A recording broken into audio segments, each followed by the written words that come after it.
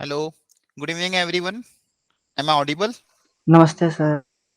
नमस्ते बेटा, आवाज गुड क्लियर है इवनिंग सबको? Sir. Yes sir. Yes sir, एकदम क्लियर। ठीक ठीक ठीक, चलिए। Sorry for the late night class. ठीक है, खैर अपनी तो आदत है, पुराने बच्चों की तो आदत होगी। खाना वाना हो जाता है आप लोगों का भी कि बाकी है? बाकी बाकी रहता है, अच्छा लेट खाते हो क्या? ठीक। बाकी है सर। कितनी बजे खाते हो आप लोग जनरली खाना? सर 8 से 9 के नौ बीच ही खा लेते हैं, लेकिन आज लेट ही खाएंगे। अच्छा, पहले ही खा लेना था ना, चलो कोई बात नहीं, बट ट्राई करा करो थोड़ा सा जल्दी खा लिया करो। ये तुम पढ़ाई के लिए भी अच्छा रहता है। मतलब 8 बजे पहले पहले अगर खा लो ना तो रात तक तुम पढ़ भी सकते हो, नींद वगैरह भी नहीं आएगी और जल्दी पच जाता है खाना। ठीक है, चलो कोई दिक्कत नहीं है। खैर स्टार्ट करते हैं जल्दी जल्दी, आज अपन कवर अप भी कर लेंगे और मैं कोशिश करूंगा टाइमली क्लास भी छोड़ दूं, मैक्सिमम क्वेश्चन भी हम कवर करके इस टॉपिक को वाइंड अप करें। ठीक है, तो लास्ट क्लास में हमने लिमिट्स के बारे में बहुत सारे क्वेश्चन कर लिए थे। आपने घर पे प्रैक्टिस भी करी होगी। आज का जो टॉपिक है कंटिन्यूटी एंड डिफरेंशियबिलिटी, वो उसी का कंटिन्यूएशन है एक्चुअली। तो उसमें हम क्वेश्चंस करेंगे अच्छे वाले। ठीक है, तो सबको ऑफ कोर्स पार्टिसिपेट करना है। दो तीन चीजें हमको सीखने को मिलेगी, और जेई एडवांस में किस तरह से क्वेश्चन आते हैं, कैसे उसको अपीयर करना, क्या लॉजिक रहता है, वो भी आज लेक्चर में आप ध्यान से देखना कि क्या अप्रोच रहती है क्वेश्चन को टैकल करने की। ठीक है, मेन तो यही है अल्टीमेटली, क्योंकि जेई में ऐसा नहीं है कि टाइम टाइम की कमी नहीं रहेगी आपके पास। ठीक है, आप एक क्वेश्चन को 10 मिनट भी दे सकते हो अगर आपसे वो हो रहा है तो। ठीक है, कोई दिक्कत नहीं, 10 मिनट भी दे रहे हो तो बस उसको देख के डरना नहीं है। क्योंकि अल्टीमेटली जेई क्वेश्चन, ये आदत है कि जेई की, भाई कभी कभी क्वेश्चन वो ऐसे देता है जो दिखने में बहुत अजीब दिखते हैं। ठीक है, तो अल्टीमेटली आपको वो सब चीजें ध्यान रखनी है कि हमको क्वेश्चन को देख के जज नहीं करना क्या ये होगा कि नहीं होगा। हमेशा अटेम्प्ट करना है, हमेशा क्या करना है, अटेम्प्ट करना है और उसको ट्राई करना है। कि कुछ ना कुछ एक्चुअली होता है क्या है ना, जेई एडवांस में एक ये होता है उनका पैटर्न कि वो एक ही क्वेश्चन में दो तीन डेटास को मिक्स कर देते हैं। तो आपको क्या करना रहता है, उन सब डेटास को अलग अलग सेपरेट करो, ध्यान से देखो उसमें क्या क्या चीजें दी हुई है, क्या मेरे काम की है, किसको मुझे यूज करना है, ऑप्शंस में क्या दिया हुआ है। ठीक है, ऑप्शन को कैसे टैकल करना है। क्लियर है? आज सुबह भी सर ने आपकी फिजिक्स क्लास में मैं जब भी था तो उन्होंने सर ने एक बात बताई थी, बहुत अच्छी बात थी वो, कि आपको मल्टीपल चॉइस करेक्ट क्वेश्चन ज्यादा चांसेस है, मतलब आपको नंबर दे के जाएगा। ऐसा उन्होंने क्यों बोला था? बोला था क्या सुबह? मैंने ये बात ध्यान से सुनी थी, ये वाली बात आप लोगों को याद है? यस सर, बोला था। यस। बोला था। उसका रीजन क्या होगा आपके हिसाब से, मल्टीपल चॉइस ज्यादा अच्छे क्यों रेदर देन सिंगल करेक्ट? तो ज़्यादा आइडिया मिल जाता हमें कि हमें किस तरफ अप्रोच लगानी है अपनी। नहीं वो तो ठीक है, लेकिन और एक और चीज है इसमें, मार्क्स वाइज क्यों इंपॉर्टेंट है? टफ तो उसमें होंगे बढ़ मल्टीपल जाते चॉइस। हाँ, हाँ क्या कह रहे थे बदलो? हैं, मार्क्स बढ़ जाते हैं। बिल्कुल बिल्कुल, हाँ मार्क्स बढ़ जाते हैं। जैसे मान लो अगर कोई क्वेश्चन है जिसके आंसर एक से ज्यादा आ रहे हैं और मान लो आपके सारे ऑप्शन नहीं पे आ पा रहे हैं, लेकिन आपने अगर मान लो एक आधा ऑप्शन भी टिक सही कर दिया तो आपको कुछ ना कुछ तो मार्क्स मिल जाएंगे ना।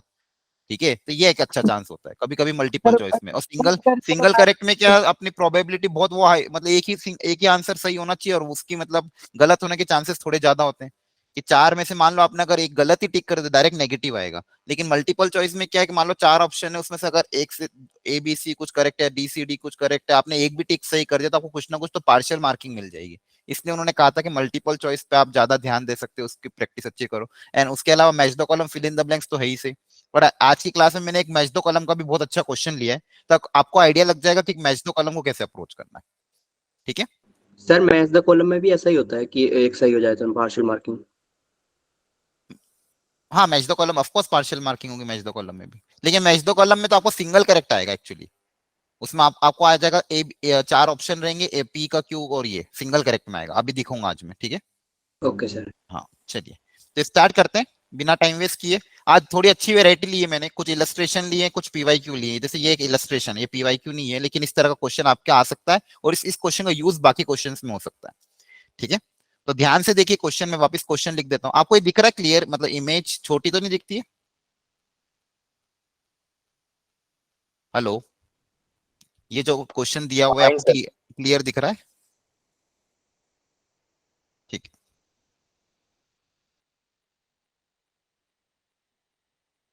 बहुत अच्छा क्वेश्चन है। किसी ने ये पहले कर रखा है ये वाला क्वेश्चन, कभी ट्राई किया था, मतलब कभी एनकाउंटर हुआ आपके सामने ये? एनीवन? हेलो? अच्छा आप लोग ना चैट बॉक्स में मत लिखना ज्यादा, क्योंकि चैट बॉक्स ओपन नहीं कर पाऊंगा मैं, डायरेक्ट लैपटॉप से जुड़ा हूँ। ठीक है, तो हो सके तो अनम्यूट करके बता देना।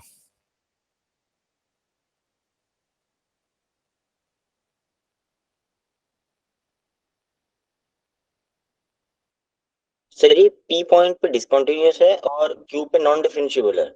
नहीं नहीं नहीं, क्वेश्चन का मतलब के एफ एक्स से जीरो से लेके टू में, जीरो से लेके टू में जिन जिन भी कितने पॉइंट पे डिसकंटिन्यूअस है, कितने पॉइंट पे नॉन डिफरेंशिएबल, ये पता करना है। जैसे मान लो जीरो से टू में वो 4 पॉइंट पे डिसकंटिन्यूअस है, 3 पॉइंट पे नॉन डिफरेंशिएबल है, तो 4+3 आंसर आ जाएगा 7। आया समझ सर में? ये तो मॉड cos x है, GIF cos पाई x है। कहाँ पे? ये greatest integer, greatest integer, greatest integer of pi x है, और नीचे मॉड 2x-3 और ग्रेटेस्ट इंटीजर ऑफ x-2। ठीक है, तो ये आपको एक फंक्शन दिया हुआ है और आपको चेक करना जीरो से टू में number of point of discontinuity and number of point जहां पे नॉन डिफरेंशिएबल होगा, और उन नंबर ऑफ पॉइंट्स को आपको काउंट करना है। क्या क्वेश्चन सबको समझ में आया क्या? जल्दी बताओ। हेलो, यस सर, आ गया। ठीक है। कौन कौन आया है आज क्लास में? सब आए हैं, ठीक है।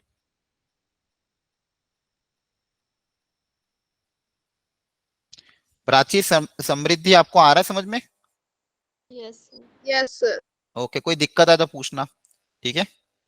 हिमांशु, हरिओम, आदिल, मीर, निमेश, रोहित, सौरभ, सोमराय, वंश, सब लोग, ठीक है।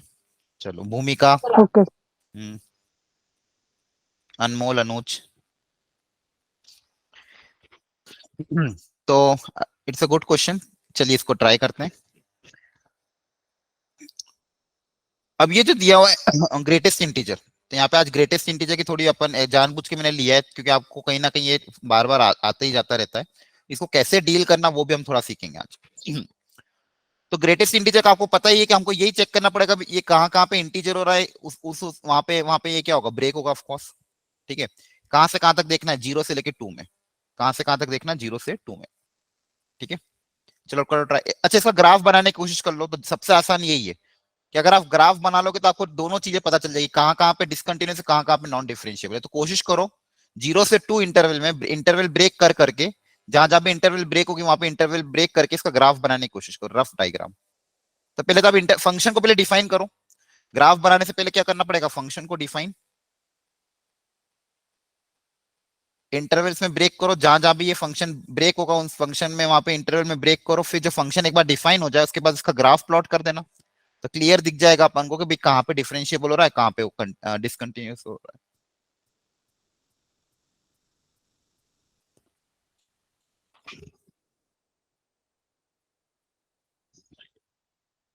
तो ये जो cos पाई एक्स से ये इसके बारे में अपन क्या बोले, कहां पे चीजें इसकी चेंज होगी? -1 0 और 1। हाँ, कॉस जो होता है वो कॉस की इंटीजर वैल्यू, वेरी गुड, आपने सही बताया, -1 होती है, 0 और होती है, 1 होती है। -1 कहां पे होती है? कॉस की वैल्यू -1 किस एंगल पे? पाई। पाई पे। -पाई मतलब पाई 180। पाई। 0 कहां पे होती है? 90। पाई/2। और 1 कहां पे होती है? 0 पे। ठीक है, क्योंकि ये हमने इंटीजर के देखे, क्योंकि ग्रेटेस्ट इंटीजर फंक्शन है तो मुझे ये चेक करना पड़ेगा इंटीजर कहां कहां पे हो रहा है। अब पाई एक्स जो है, अच्छा ये पाई एक्स की वैल्यू पाई कब होगी? जब एक्स 1 होगा। पाई/2 कब बनेगा? एक्स की वैल्यू क्या होगी? 1/2। एक्स की वैल्यू क्या होगी? 1/2। और 0 पे तो 0 होगा। तो अल्टीमेटली एक तो इसको 1/2 में, मुझे 1/2 पे देखना पड़ेगा। 1/2, 1 मतलब एक्स की वैल्यू 1/2, और ये क्या है? X less than 1, x less than equal to 1। और कहां से स्टार्ट करना है? जीरो से। कहां से स्टार्ट करना है? जीरो को इंक्लूड करते हुए 2 तक जाना है। ठीक है, तो आइए इसको इंटरवल को ब्रेक करते हैं। ठीक है, अच्छा क्वेश्चन है, बस इसको लेने का रीजन यही था कि आप एक बार देखो ध्यान से, 0 से लेके 1/2 तक। पहले देख लेते हैं जीरो पे को भी अगर मान लो इंक्लूड करना है तो 0 से 1/2 के बीच में बताओ इसकी वैल्यू क्या आएगी? cos 0 तो कितना होता है? 1। 1 होता है। और cos 1/2, सॉरी 1/2 पे 0। 1/2 पे 0। तो ये वैल्यू क्या आएगा इसका आंसर? मतलब कैसे करें इसको? 0 पे तो एग्जैक्ट वैल्यू 1 है, तो इसको ओपन अलग अलग करना पड़ेगा क्या? एक sorry sir,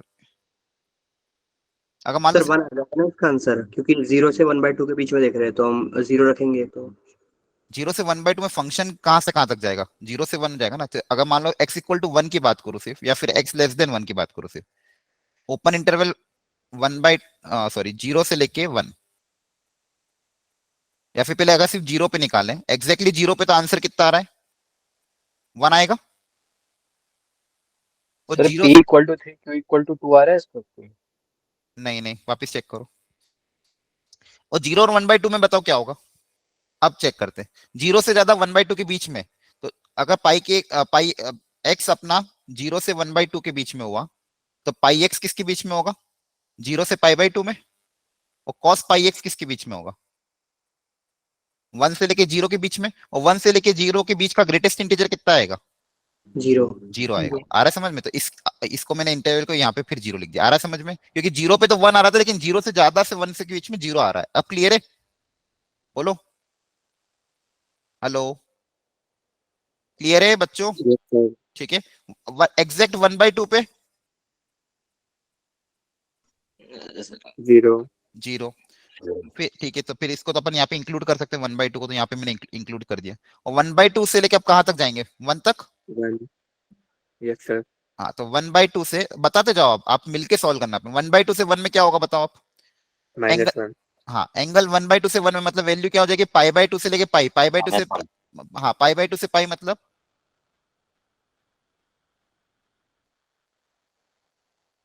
sir minus 0 zero से -1 के बीच में, 0 से -1 नेगेटिव, मतलब आंसर कितना आ जाएगा, -1। Very nice. X equal to, अच्छा इसमें 1 को इंक्लूड कर ले क्या, यस सर कर ले। Yes sir. वेरी गुड, 1 को भी इंक्लूड कर लेते, क्योंकि उस पे भी -1 आएगा। ग्रेट, तो 1 तक पहुंच गए, फिर आगे जाएंगे 1 से कहां तक जाए आप, 3/2। 3/2, वेरी नाइस। 3/2, 1 से 3/2, 1 से 3/2। अब x की वैल्यू 1 से 3/2 मतलब पाई x की वैल्यू पाई से 3 पाई/2, पाई से 3 पाई/2 मतलब वैल्यू क्या होगी, 0 को छुए थे। ये वापिस यहाँ पे बना लो साइड में, सर हम इसमें 1 से बड़ी वैल्यू क्यों डाल रहे हैं कॉस वाले में? क्योंकि 0 से 2 हमको चेक करना है ना एक्चुअली। अच्छा sorry sorry sorry sorry, less sir than but 1 तक ही जाना, हाँ हाँ तो समझ गया लेस समझ देन गया, 1 हाँ लेस देन 1 तक ही जाना है, फिर तो और अच्छा हो गया, अच्छी बात है। फिर तो हमको लेस देन 1 तक ही चेक करना था, आगे अब 1 ग्रेटर देन 1 के लिए तो अगला फंक्शन दूसरा दिया हुआ है अपन को, मैंने ध्यान नहीं दिया। यहाँ तक समझ में आ गया, यस सर। ठीक है। अब ग्रेटर देन 1 के लिए तो आपको दूसरा फंक्शन है, तो आप कहां से कहां देखोगे, 1। अब इसके लिए ये मॉड फंक्शन है और ये ग्रेटेस्ट इंटीजर है, ठीक है। ये वाला मॉड्यूलस फंक्शन कहां पे टूटेगा, 3/2। 3/2 पे, वेरी गुड। और इसकी अगर मैं बात करूं, इसका क्या होगा 1 से 2 के बीच में, 1 1 ही आएगा। एक्स की वैल्यू अगर देखो, इसको ऐसे चेक कर लो, एक्स की वैल्यू 1 से लेके 2 है, एक्स की वैल्यू अगर मान लो ग्रेटर देन 1 2 तक है, तो x -2 किसके बीच में लाई करेगा, बोलो, 0 से -1। Yes sir. तो 0 से -1 का ग्रेटेस्ट इंटीजर कितना हो जाएगा, -1 -1, वेरी गुड। और एग्जैक्टली 2 पे क्या होगा, 2। 0 0 0 हो जाएगा ना। एग्जैक्टली 2 पे ग्रेटेस्ट, इसका ग्रेटेस्ट, इसकी बात कर रहा हूँ, greatest integer of x Yes, sir. -2 की बात कर रहा हूँ। एग्जैक्टली 2 पे क्या हो जाएगा, 0 हो जाएगा। Yes sir. आ रहा है समझ में ना यस सबको, सर। ठीक है, वेरी गुड। तो देखो 1 से 2 में तो ये ग्रेटेस्ट इंटीजर कितना हो रहा है, -1, और एग्जैक्टली 2 पे ग्रेटेस्ट इंटीजर कितना हो रहा है, 0। अब इस फंक्शन को वापस लिख लेते हैं, चलो नेक्स्ट पेज ले लेता हूँ। तो इसको वापस लिख रहा हूँ बच्चों, ध्यान से देखना। fx जो हमारा आया है, अच्छा क्वेश्चन, ये एक्चुअली 2 तरह के फंक्शन थे, उसको डिफाइन किया है। 0 यहाँ पे क्या था, 1 0 1 0 -1, 0 पे 0 से 1/2, 1/2 से 1।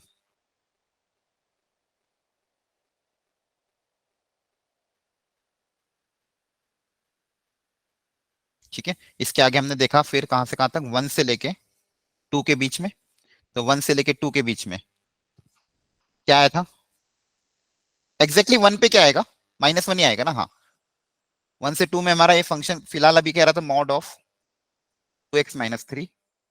अभी ग्रेटेस्ट इंटीजर की बात करो, और उसमें एक -1 पहले से ही है। ग्रेटेस्ट इंटीजर की वैल्यू कितनी है, -1, और एग्जैक्टली 2 पे कितना आ रहा है, 0 आ रहा है। एग्जैक्टली 2 पे कितना आ रहा है, 0 आ रहा है। क्या यहाँ तक समझ में आया, सर हमने अभी मोड को सॉल्व नहीं किया, पहले हाँ ग्रेटेस्ट इंटीजर। हाँ, पहले ग्रेटेस्ट इंटीजर को सॉल्व कर लिया, अब अगली स्टेप में मॉड को सॉल्व कर लेते हैं। अब ये मॉड भी कहीं पे टूटेगा, 3/2 पे, ठीक है। तो इसको अब मॉड को तोड़ लेते हैं, तो 3/2 तक, 3/2 तक क्या होगा, पॉजिटिव की नेगेटिव, नेगेटिव। नेगेटिव, और नेगेटिव नेगेटिव क्या हो जाएगा, पॉजिटिव। Yes sir. तो इसको डायरेक्टली 2x -3 लिख दूं, आ रहा है समझ में, है ना। और 3/2 से कहां तक, 2 तक, ये नेगेटिव ओपन होगा तो minus of, sorry positive open होगा, लेकिन एक पहले से माइनस पड़ा हुआ है। और लास्ट में 2 पे वैल्यू कितनी थी, 0। देखो ये फंक्शन आ रहा था क्या आप लोगों का, बताओ। सर 3/2 ठीक है सर, आगे सर। हाँ 3/2 को तो आप कहाँ पे, आप 3/2 को कहाँ पे लो, कहीं पे भी ले लो, क्योंकि उस पे तो वैल्यू खैर 0 ही है। क्लियर है, यस कोई सर। डाउट? No sir. ठीक, अब इसका ग्राफ बनाओ जल्दी से, और देखो क्या आ रहा है आंसर आपका, पॉइंट कहाँ कहाँ पे,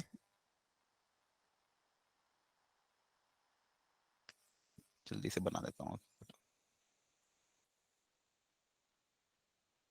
एक तो 0 पे, एक तो 0 पे, दूसरा आपको चेक करना है 1/2 पे, फिर एक अगला है आपका 0.1, फिर एक पॉइंट है 3/2 और एक पॉइंट है 2। ठीक है, तो इसका ग्राफ ड्रॉ करें अच्छे से तो देखो x इक्वल टू 0 पे वैल्यू कितनी है 1, तो यहाँ पे क्लोज, यहाँ पे ओपन। ठीक है, फिर 0 से 1/2 में फंक्शन की वैल्यू कितनी 0, तो 0 मतलब क्या है बताओ, यही यही होगा ना, ओरिजिन पे है। ओरिजिन पे तो इंक्लूड नहीं करना है ना, 0 पे तो वैल्यू वो है, समझ में आ रहा है। 1/2 पे 0 आ रही, फिर 1/2 से 1 के बीच में -1/2, -1 सॉरी, 1/2 पे ओपन, 1 पे क्लोज, तो ये ग्राफ। ठीक है, फिर 1 से लेके 2 तक 3/2 पे क्या है ग्रेटेस्ट इंटीजर, तो ये लाइन की इक्वेशन है, हेलो, यस सर। ये लाइन की, और ये तो ग्रेटेस्ट इंटीजर फंक्शन है, तो ये ना ऐसा बनेगा, एक तो नेगेटिव और एक पॉजिटिव, 3/2 पे वैल्यू 0 और फिर ये, और 2 पे वैल्यू यहाँ पे ओपन, यहाँ पे क्या जाएगा क्लोज। क्लियर, बोलो जल्दी से बच्चों। Yes sir. अब बताओ किन किन पॉइंट पे डिसकंटिन्यूस है, 0 1/2 0 पे, हाँ 1/2 पे, 1/2 2 पे, बस इतना ही आ रहा सर है एक क्या। बार ग्राफ बनाना दोबारा बता दो एक बार। देखो ये x इक्वल टू 0 पे वैल्यू 1 आ रही थी, तो 1 को 0 इंक्लूड कर दिया, 0 से 1/2 में कितना है 0 है, तो 0 मतलब ये होगा ब्लू कलर की लाइन, ये क्या है y, ये y है आपका, तो y इक्वल टू 0 मतलब ये होगा ना, आ रहा है समझ में। y इक्वल टू ठीक है -1, y सर। इक्वल टू -1 मतलब ये straight line parallel to x axis, 2x - 3, तो ये भी स्ट्रेट लाइन है, तो इसको भी ड्रॉ करोगे ऐसा कुछ आएगा। 1 पे वैल्यू दोनों पे केस में कितनी आ रही -1 ही आ रही, तो 1 पे वैल्यू -1 ही है। ठीक है, और ये भी 3/2 पे, ये देखो 2x - 3 तो ऐसी लाइन आएगी, एग्जैक्टली 2 पे सर 0 है, तो ये लाइन -3 की लाइन ऐसे कैसे आएगी? ड्रॉ करके देख लेना, लाइन की इक्वेशन ड्रॉ कर लेना, वैसे भी मॉड्यूलस फंक्शन था ना, वी शेप इस तरह से ही बनेगा। अच्छा। ठीक है, 3/2 पे वैसे भी 0 हो रहा है, मॉड्यूलस फंक्शन है। क्लियर है, तो डिसकंटिन्यूस इन 3 पॉइंट पे आ रही, क्या है समझ में आ रहा है। यस अब सर सर। ये y इक्वल्स टू 0 तो x इक्वल्स टू 2 पे होगा, तो यहाँ पे तो आपने थोड़ा नीचे कर रखा है सर, वहाँ पे y से इक्वल ऊपर टू भी ले 0 एक्स जाएगा। एक्सिस होती है ना, हाँ यस सर, तो यही तो ड्रॉ वहाँ पे से किया है। ऊपर जाना चाहिए। नहीं, यहाँ पे x इक्वल्स टू 2 पे y 0 हो जाएगा। x इक्वल टू 2 पे सिर्फ एग्जैक्टली 2 पे बात करें, इंटरवल नहीं है, तो ये यहाँ पे इंक्लूड किया अच्छा, ना इसको। Okay okay. हाँ, नॉन डिफरेंशियल बताओ कहाँ कहाँ पे, सर 1 पे ओपन इंटरवल क्यों नहीं आएगा, ये बता दो बस। 0 1 पे, ओपन यहाँ पे इंटरवल। नहीं, 1 पे आप कहाँ पे भी लो, यहाँ पे लो यार, यहाँ पे लो, दोनों केस में वैल्यू -1 ही आएगी। देखो x को 1 यहाँ रखो या यहाँ पे रखो, दोनों केस में वैल्यू कितनी -1 ही है। Yes sir. ठीक है, नॉन डिफरेंशिएबल है तो 0 पे, और कहाँ पे 1/2 देखो जहाँ पे डिसकंटिन्यूस हो वहां पे तो रहना ही है इसको, है ना, यस सर। तो 2 तो रहना ही है, और क्या आ जाएगा 1 सर 1 1 और 3/2 3/2, वेरी 3/2 गुड। तो ये कितना आ जाएगा 3 और 2, तो नंबर ऑफ पॉइंट p कितना हो गया 3 और 2, 3 और 5 8, ये आ रहा था क्या प्रवीत आपका। सर मैंने क्यू में वो 0 1/2 और 2 नहीं गिने थे, हाँ देखो ये बाकी तो गलती हो सकती है, सेम आया हाँ था, ग्राफ सेम जहाँ आया पे था। डिसकंटिन्यूस वहां पे नॉन डिफरेंशियल हो गई, ऑफ कोर्स। क्लियर है, यस सर। ठीक है। Yes sir. तो ये क्वेश्चन देखो रीजन लेने का ये था कि ये इस तरह से ग्रेटेस्ट इंटीजर आया, तो उसको ऐसे स्टेप बाय स्टेप देखना, और देखो इक्वेलिटी का ध्यान रखना है, समझ में आ रहा है। यहाँ पे अगर आप इक्वेलिटी का ध्यान नहीं, मैंने इसलिए जानबूझ के इक्वेलिटी की वैल्यू अलग अलग निकाली, 1 पे वैल्यू निकाल के देखी, 0 पे वैल्यू दिखा के देखी, 2 पे वैल्यू, क्योंकि यहाँ पे इन्होंने क्लोज इंटरवल दिया हुआ था, इसलिए आपको 0 और 2 पे भी देखना था कि भाई वैल्यू क्या, और 0 पे और 2 पे देखो वैल्यू अलग अलग आ रही थी, है ना, तो यहाँ पे भी ये 2 एक्स्ट्रा पॉइंट हो गए, तो इसलिए अच्छा क्वेश्चन था। क्या ये सबको समझ में आ गया, जल्दी बोलो। Yes sir. ठीक है, घर जाके प्लीज प्लीज इसको वापस ट्राई करना, अच्छा क्वेश्चन है। आगे बढ़े क्या, Yes, sir. ठीक है, इन केस डाउट है तो फिर पूछना। अगेन अ गुड इलस्ट्रेशन, ये भी जेई का क्वेश्चन है, लेकिन जेई में इस तरह का क्वेश्चन आ सकता है। एक बुक का क्वेश्चन है, बहुत अच्छा है क्वेश्चन है, ट्राई करो एक बार। A function F X is differentiable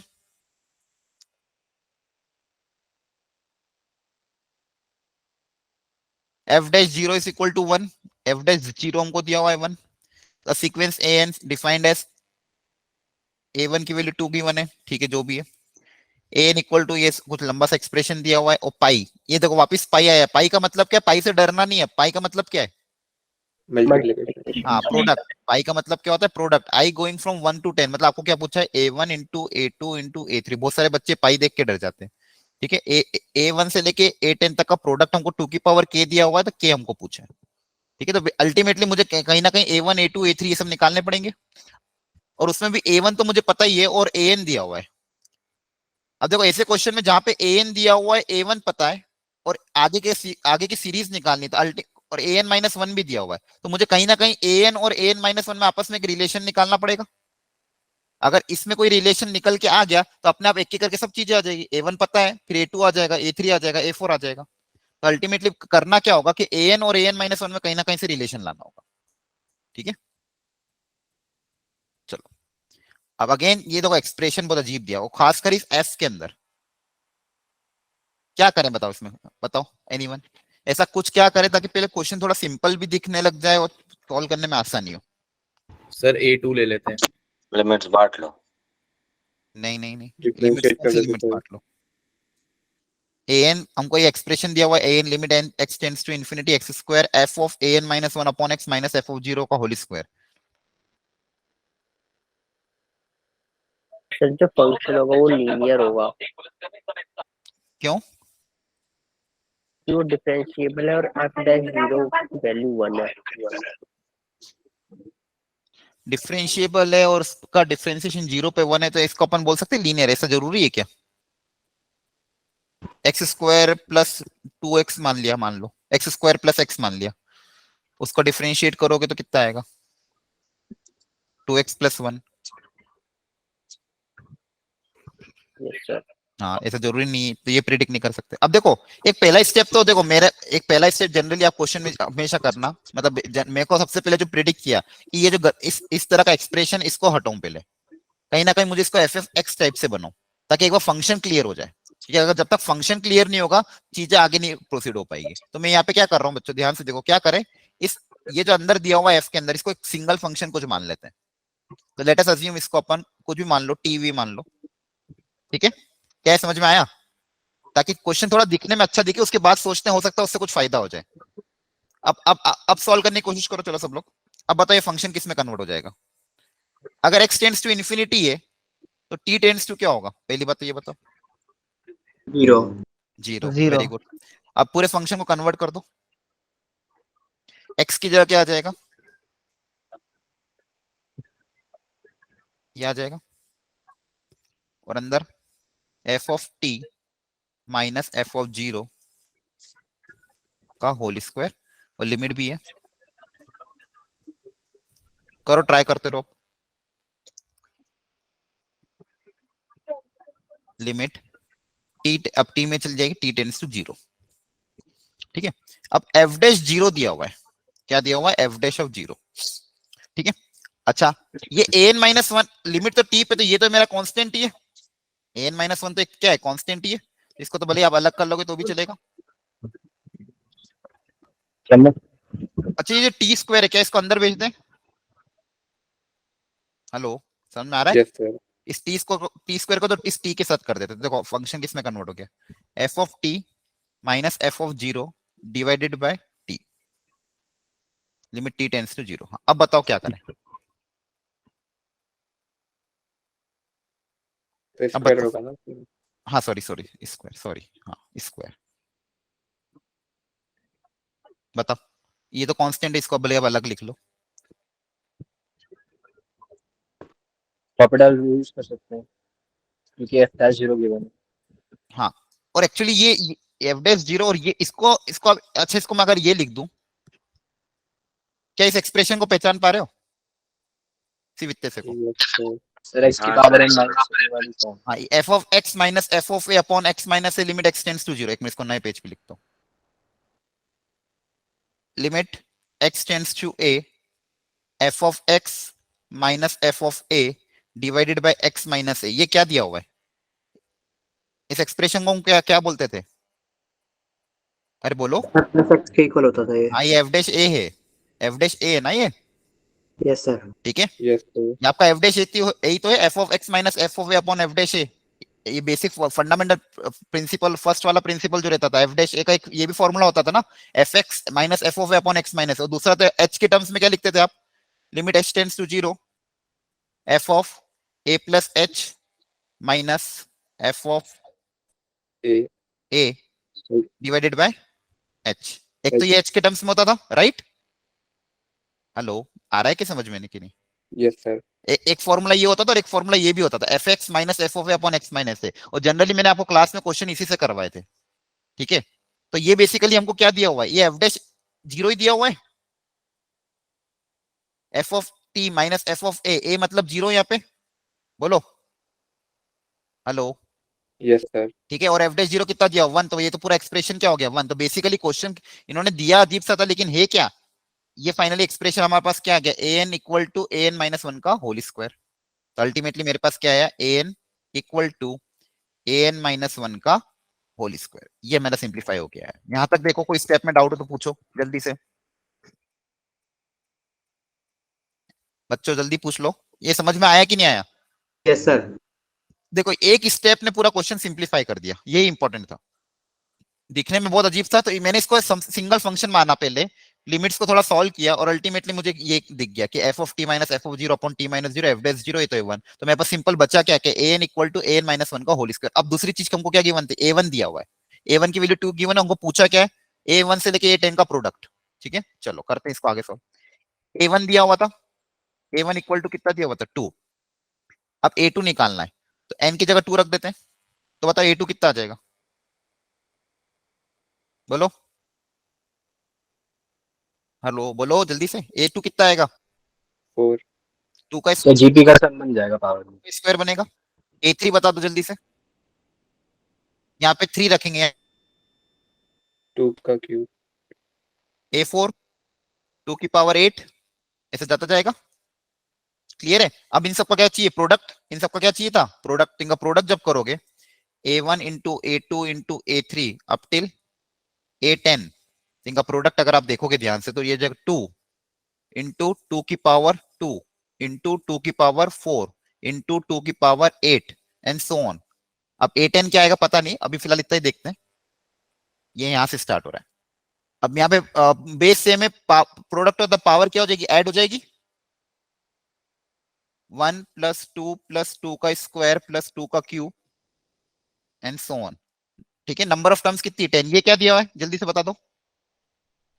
sir GP जिसका रेशियो कॉमन रेशियो 2 है। वेरी गुड, जीपी है जिसका फर्स्ट टर्म 1 है, नंबर ऑफ टर्म्स 10 है, कॉमन रेशियो कितना है? 2 है। अब निकाल लोगे, सॉल्व कर लोगे, क्या आ जाएगा?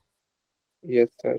ठीक है, तो देखो ये क्वेश्चन लेने का रीजन था ये वाला कि आप ऐसे एक्सप्रेशन अगर कभी आते हैं, ऐसे एक्सप्रेशन को अगर सिंपल ये मान के अगर क्वेश्चन को मैनिपुलेट करेंगे तो इस तरह से सॉल्व हो जाएगा। क्या है, समझ में आ रहा है? जल्दी बता दो बच्चों। Yes sir. ओके, आगे बढ़ते हैं। तो ये सब देखो क्वेश्चन सिखाने वाले क्वेश्चन। अब देखो एक और ऐसा क्वेश्चन जो बहुत गंदा सा दिख रहा, मन कर रहा छोड़ दें, क्या छोड़ दें इसको? नहीं सर, कर लेते हैं। कर लेंगे, हाँ करना ही पड़ेगा, लिया है तो। ठीक है, अब देखो मैं आपको एफ थोड़ा ढंग से लिख देता हूँ, अगर आपको दिख नहीं रहा है तो तब तक आप क्वेश्चन पढ़ो, मैं एफ लिख दूँ। देखो 2 sin x माइनस, अजीब सा दिया हुआ है, मन देखते से ऐसा लगेगा भाई क्या कर रहे हैं लोग। एक तो ऑलरेडी प्रेशर में हम रहते हैं, उसमें भी ऐसे ऐसे क्वेश्चन हमको दे देंगे। लेकिन एडवांस में ये सब चीजें दिमाग में नहीं रखनी। एडवांस में आपके पास टाइम है, काम रखना है अपने आप को, समय समय से बस क्वेश्चन को सॉल्व करना है। आपके पास समय की कमी नहीं है वहां। मतलब ऐसा भी नहीं कि आप एकदम आराम से पैर लंबे करके बैठ जाओ, आराम से सॉल्व करो, नहीं, अच्छे से सॉल्व करना है। ठीक है, अब क्वेश्चन ये आपको दिया हुआ एफ के बारे में, और एक जी भी कुछ दे दिया, ग्रेटेस्ट इंटीजर पाई बाय 2 पे तो 3 है, उसके अलावा ये है। लेकिन अल्टीमेटली ऑप्शंस में क्या पूछा है वो देख लेते हैं। जीएक्स की कंटिन्यूटी और डिफरेंशिएबिलिटी के बारे में बोला है π/2 पे, और यहाँ पे देखो दो कंडीशन गिवन है, n जब 1 से छोटा हो और n जब ग्रेटर देन 1 हो, ये दो तरह की कंडीशन हमको गिवन है, और हमको कंटिन्यूटी और डिफरेंशिएबिलिटी के बारे में चेक करना है जीएक्स की for n between 0 and 1 and for n greater than 1 at x equal to π/2। और जीएक्स के लिए सबसे पहले fx को डिफाइन करना पड़ेगा π/2 पे और इन दो n की कंडीशन पे। एक बार fx डिफाइन हो गया फिर तो gx में कुछ रखा नहीं है, क्योंकि अल्टीमेटली fx अगर डिफाइन हो गया तो हो गया। अब यहाँ पे देखो मॉड लगा हुआ है, यहाँ पे क्या ये क्या गिवन है, मॉड है ना, हाँ मॉड, यहाँ पे ये मॉड है, यहाँ पे ग्रेटेस्ट इंटीजर, यहाँ पे आपके पास मॉड दिया हुआ है। तो ये मॉड तो को डिफाइन करना पड़ेगा। ये मॉड तो कब डिफाइन होगा, जब अंदर के बारे में मुझे पता करना पड़ेगा कि अंदर का जो एक्सप्रेशन दिया हुआ है वो कब पॉजिटिव होगा कब नेगेटिव होगा। ठीक है, ये फंक्शन है। क्या करें बताओ।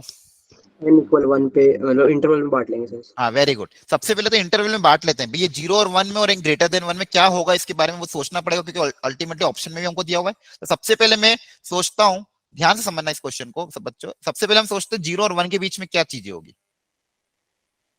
सबसे पहले मुझे इस मॉड को डिफाइन करना, जैसे एक बार मॉड को डिफाइन हो गया ना तो चीजें थोड़ी क्वेश्चन ये fx थोड़ा आसान दिखने में आसान दिख जाएगा। सबसे पहले इस मॉड को डिफाइन करते हैं, फिर π/2 वगैरह जिस पे पूछा उस पे चेक कर लेंगे, लेकिन सबसे पहले इस मॉड को डिफाइन करते हैं। तो 0 और 1 के बीच में अगर n की वैल्यू 0 और 1 के बीच में हुई तो बताओ ये जो मॉड्यूलस फंक्शन दिया हुआ है ये कैसे ओपन होगा, सोचो सब लोग। सर पॉजिटिव, क्या लॉजिक लगाएंगे इसमें अपन। सर पॉजिटिव लगाएंगे कि साइन 0 से 1 के बीच में, -1 से 1 के बीच में रेंज होती है इसकी। हाँ देखो साइन x की वैल्यू तो 0 से 1 के बीच में होगी, ठीक है, -1 से 1 के बीच में, और हमको मान लो फिर x सर देना तो 0 से 1 मान, उसकी पावर रेज करेंगे तो छोटा ही होगा। तो पावर, लेकिन अगर पावर भी n तो आपकी वो है फ्रैक्शन है। 1 से बड़ी होगी तो छोटा होगा, हाँ 1 से बड़ी होगी तो छोटा होगा। देखो यहाँ पे देखो एक छोटा हो फ्रैक्शन का जाएगा, कॉन्सेप्ट है, सब लोग देखो ध्यान और से 1 से छोटी है तो बड़ा हो जाएगा। Very good. तो अगर मान लो देखो अपने पास यहाँ पे हमको किन दो चीजों के बारे में प्रिडिक्ट करना, ध्यान से देखना बच्चों, क्वेश्चन टफ नहीं है, आसानी है। देखो एक बस छोटी सी चीज जो आपको समझनी है, एक तो साइन एक्स और साइन एक्स की पावर n। हमको पहले तो ये पता करना कि इन दोनों में से बड़ा कौन होगा। तो सबसे पहले अगर n फ्रैक्शन पावर हुई मेरी 0 से 1 के बीच में, अब साइन खुद भी 0 से 1 के बीच में और उसकी पावर भी अगर फ्रैक्शन हुई तो कौन सी चीज बड़ी होगी ये सोचना है। तो कोई भी एग्जांपल ले लेते हैं, मान लो कोई भी छोटा एग्जांपल ले लो, मान लो 1/2 ले लो, 1/3 ले लो, कुछ भी ले लो, 1/4 ले लो फॉर एग्जांपल। ठीक है, मान लो साइन एक्स की वैल्यू 1/4 ले ली, ठीक है, और पावर आपने कोई भी फ्रैक्शन ले ली 1/2, क्या ले ली 1/, छोटा सा एग्जांपल लेके बस हमको तो प्रिडिक्ट करना कौन बड़ा होगा। तो साइन 1/2 की पावर x, तो ये कितना आ जाएगा 1/4 की पावर 1/2, कितना आएगा ये 1/2 1/2 आएगा। तो कौन बड़ा है, साइन एक्स की पावर ये बड़ा है साइन की पावर। पावर। तो अगर मान लो पावर फ्रैक्शन हुई और नंबर भी फ्रैक्शन है पावर भी फ्रैक्शन है तो ये वाली चीज क्या होगी, बड़ी होगी। क्या है समझ में आता है, हेलो, ठीक है। और मान लो अगर पावर n, देखो सबसे पहले मैंने क्या समझा, ध्यान से समझना बच्चों, कि सबसे पहले मैंने बोला कि अगर पावर भी फ्रैक्शन की पावर फ्रैक्शन होगा ना तो हमेशा वो फ्रैक्शन वाला बड़ा आएगा। यहाँ पे आप ध्यान से देखो, साइन एक्स की वैल्यू अगर मान लो 1/4 है और साइन एक्स 1/4 की पावर वापस फ्रैक्शन हुई तो वैल्यू किसकी बड़ी होगी, फ्रैक्शन वाले की बड़ी होगी। लेकिन वहीं पे पावर अगर इंटीजर हो गई, मतलब या फिर ग्रेटर देन 1 हो गई, अब जैसे अगर इसी की बात करो, साइन एक्स मैंने 1/4 मान लिया, अब 1/4 की पावर मान लो पावर कुछ ग्रेटर देन 1 समझ लेते हैं, तो 1/4 की पावर सपोज कुछ भी ले लो 2 3, तो कितना आ जाएगा 1/16। अब कौन बड़ा होगा, साइन एक्स बड़ा होगा, तो साइन एक्स बड़ा होगा आपका साइन की पावर n से। क्या ये बात समझ में आती है, बोलो। Yes sir.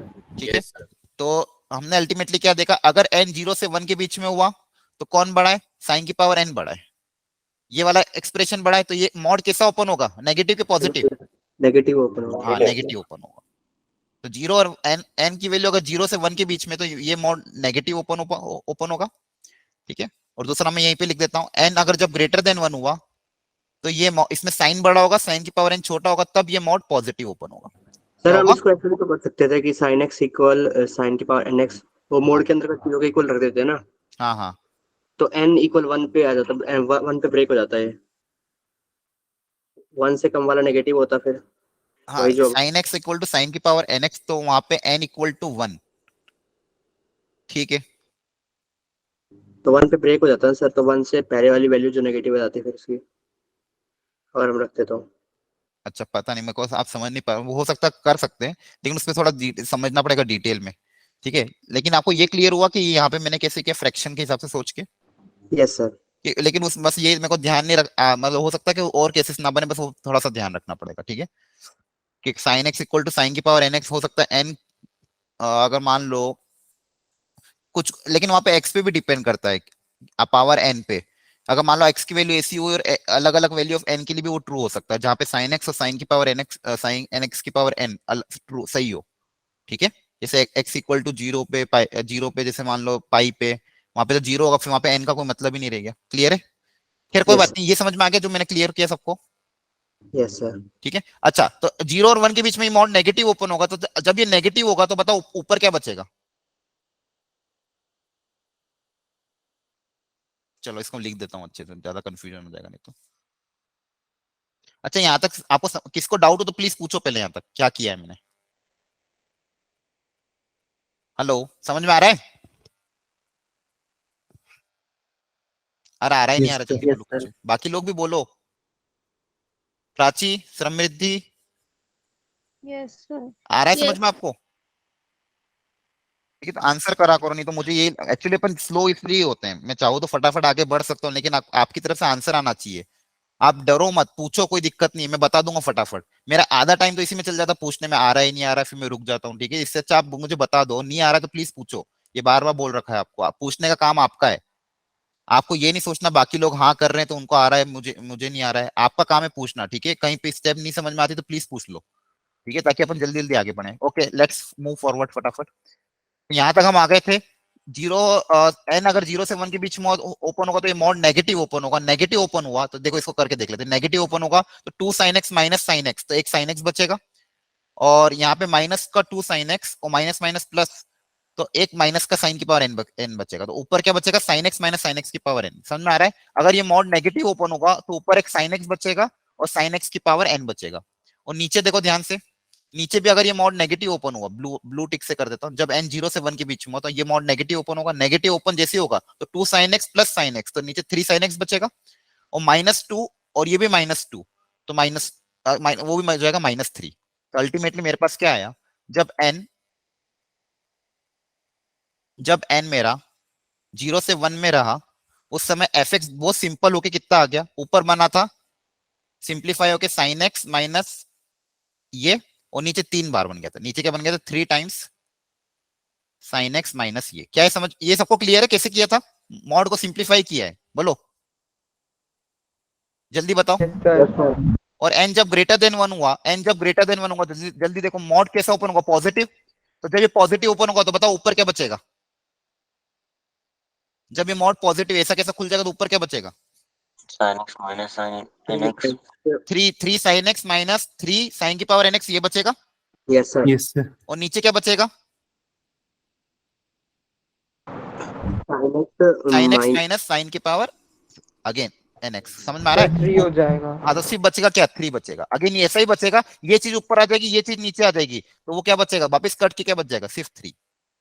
तो देखो क्वेश्चन कितना इजी हो गया। अल्टीमेटली देखो इन्होंने जो गंदा सा एक्सप्रेशन दिया था, सिंपल एक मॉड सॉल्व करवाया है। ठीक है, एन जीरो से वन और ग्रेटर देन, देखो आपको ये क्वेश्चन लेने का रीजन यही था ताकि आप कंफर्टेबल हो जाए धीरे धीरे क्वेश्चन को देख देख के, कि नहीं क्वेश्चन आता है तो मुझे अटेम्प्ट करना है। इसलिए मैं ये क्वेश्चन ले रहा हूँ, ताकि अगर आपको ऐसे क्वेश्चन आते हैं जो अजीब से दिखे लेकिन फिर भी आपको अटेम्प्ट करना है। तो जीरो और वन के बीच में आपका ये कहता आ गया, ये आ गया और ये आ गया। तो अब देखो अब क्या था आपका?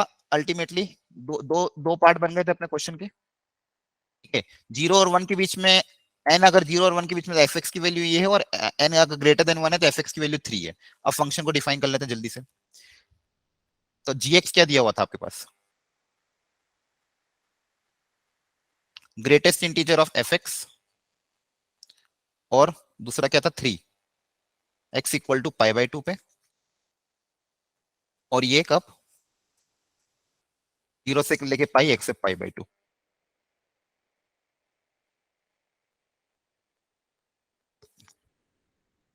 ठीक है, अब यहां पे दोनों चीजें ले लेते हैं जल्दी से।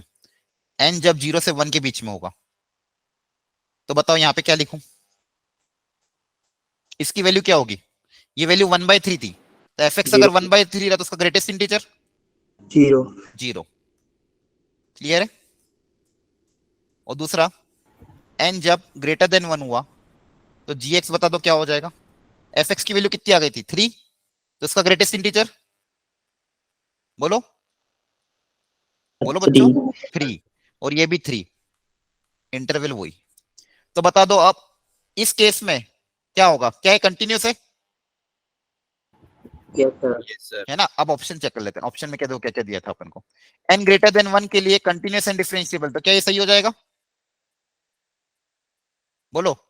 Yes, sir. और लेस देन 1 के लिए कंटिन्यूस, लेस देन 1 पे क्या आ जाएगा डिसकंटिन्यूस π/2 पे, तो लेस देन 1 के लिए डिसकंटिन्यूस। क्लियर है? Yes, sir. Yes, sir. ठीक है, तो ये आंसर आ जाएगा आपका बी एंड डी। तो ये क्वेश्चन ये था। आई होप एवरीवन को क्लियर हो गया होगा। ठीक है, इनकेस फिर भी डाउट हो तो जल्दी से पूछ लेना। ठीक है, तो आपका आंसर आ जाएगा बी और ऑप्शन आ जाएगा डी। किसी स्टेप में डाउट हो प्लीज। सर डिसकंटिन्यूअस कैसे हुआ लेस देन 1 पे? हाँ देखो, लेस देन 1 पे हमारा फंक्शन ये आ रहा था, तो π/2 पे अगर आप बात करोगे, देखो यहाँ पे π/2 को छोड़ के वैल्यू क्या है 0 है, और π/2 पे वैल्यू क्या है 3। अगर इसका मैं ग्राफ बनाऊं, है ना, देखो 0 से लेके π/2 पे और पाई के बीच में अगर इसका ग्राफ बनाऊं बच्चे, अच्छा क्वेश्चन था आपका, वेरी गुड। देख लो फटाफट, π/2 पे वैल्यू कितनी है 3, तो π/2 पे वैल्यू 3 है, और π/2 के अलावा वैल्यू कितनी 0, x y इक्वल टू 0, मतलब ये। तो ये ग्राफ है आपका। तो आप देख पा रहे हो π/2 पे फंक्शन कैसा है, डिसकंटिन्यूअस है। Yes sir. और यहाँ पे π/2 से लेके पाई तक सब पे वैल्यू क्या है 3 है, तो यहाँ पे ग्राफ कौन सा है, ये वाला। तो यहाँ पे क्या है कंटिन्यूअस है 0 से पाई में। क्लियर है? Yes sir. ओके, और कोई डाउट बच्चों किसी को? एनीवन कोई डाउट और?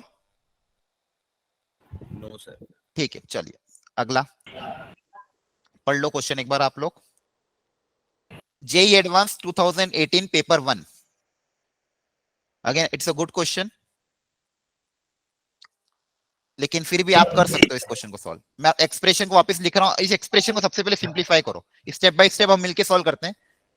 सबसे पहले ये जो एक्सप्रेशन है, देखो एफ आर से आ रहे, जी आर से आ रहे, नॉन कांस्टेंट डिफरेंशिएबल फंक्शन, ठीक है जो भी है। क्या हो गया, F dash X equal to E की power F X minus G X into G dash x.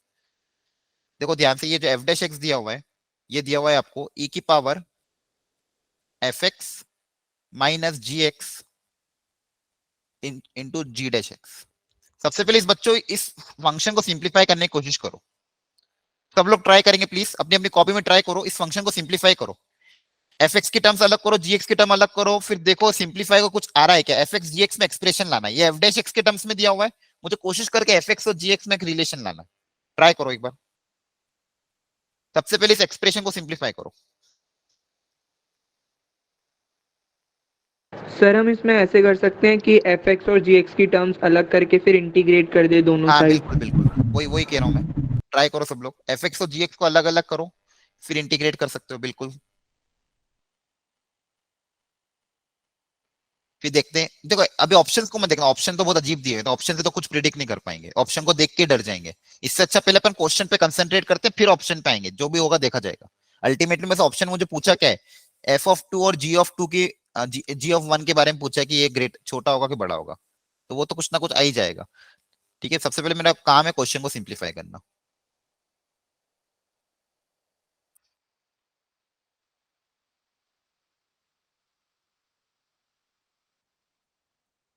Wonderful question. F of 1 आपको दिया हुआ है 1 और जी ऑफ 2 भी आपको दिया हुआ है 1। तो आपने आई थिंक अलग अलग किया होगा, तो क्या आ रहा है देखो, एफ डैश एक्स हाँ अपॉन अपॉन में ई की power F x very good equal equals to g dash f upon में ई की power g x. Very good. क्या ये सबका आ रहा है एक्सप्रेशन बाकी लोगों का? Yes. यस सर ठीक है, Yes, इनकेस sir. किसी को इसमें डाउट हो प्लीज पूछ लेना, बता दूंगा, 1 मिनट 10 सेकंड लगेंगे। ठीक है, जिसका नहीं आया हो प्लीज पूछ लेना। ठीक है, हाँ अब देखो ये एक तरह का ये आ गया। अब इसको देखते से आपको ये लग रहा होगा जैसे अपन डिफरेंशियल इक्वेशन में करते थे, क्या करते, इंटीग्रेट करते दोनों तरफ। Yes, sir. ठीक है, तो दोनों तरफ अगर इंटीग्रेट कर दोगे ठीक है, तो यहाँ कैसे करेंगे इसको इंटीग्रेट, एफ एक्स को टी मानेंगे, F dash x D T में चला जाएगा, तो 1 अपॉन e की पावर टी मतलब e की पावर माइनस टी का इंटीग्रेशन। अरे यार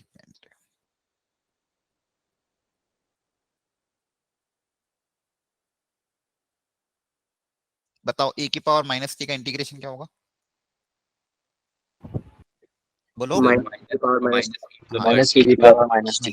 वेरी गुड, तो ये हो जाएगा e की power minus of F X और एक माइनस का साइन इक्वल टू, इसका भी सेम इंटीग्रेशन e की power minus of g x और एक माइनस का साइन और एक plus constant of integration c। ठीक है, ये माइनस उधर जाके क्या हो जाएगा प्लस, तो देखो मेरे पास फाइनली एक्सप्रेशन, यहाँ तक कोई डाउट है किसी को तो जल्दी पूछ लो। No sir. ठीक है, किसी को हो पूछ लेना। तो अल्टीमेटली उधर जाके e की पावर माइनस जी एक्स बना, तो इसको मैं लिख देता हूँ 1 अपॉन e की पावर जी एक्स, इसको उधर भेजा और इधर क्या है माइनस, इधर जाके प्लस हो गया और ये माइनस 1 अपॉन e की power F x equal to C. ये आया, यहां तक तो समझ में आ गया क्वेश्चन। अब और क्या दिया था, फंक्शन एफ आर से R non constant differentiable function f dash x को, तो ये हमने रिलेशन लेके आ गए। अब हमको क्या किया जाए, जी ऑफ एफ ऑफ 1 और जी ऑफ 2 दिया हुआ है 1। ठीक है, वो पूछा किसके बारे में, एफ ऑफ 2 के बारे में और जी ऑफ 1 के बारे में पूछा है, एफ ऑफ 2 के बारे में और जी ऑफ 1 के बारे में पूछा कि बड़ा होगा कि छोटा होगा। ठीक है, और ये एक्सप्रेशन दिया हुआ है, क्या करें बताओ। एफ ऑफ 2 के बारे में पूछा है लेकिन एफ ऑफ 1 के बारे में दिया हुआ है। सर इसको रख के देख लेते हैं सर फिर इसको उधर लेके जाते हैं और फिर लॉग ले लो, क्या कह रहे हो, क्या रखूं वैल्यू एक एक्स साइड की, एक साइड लेके जाओ फिर लॉग ले लो। इनका यूज कैसे करो, एफ ऑफ 1 इक्वल टू 1 और जी ऑफ 2 इक्वल टू 1 पे, इसको यहाँ लिख लेता हूँ। सर पहले x इक्वल 1 रख के देख लो, फिर gx का रिलेशन आ जाएगा और फिर उसके बाद 2 ठीक है, एक्स को 1 रखने का बोला है आपने, ठीक है, तो एक्स को 1 रख के देख लेते हैं। तो एक्स को 1 रखोगे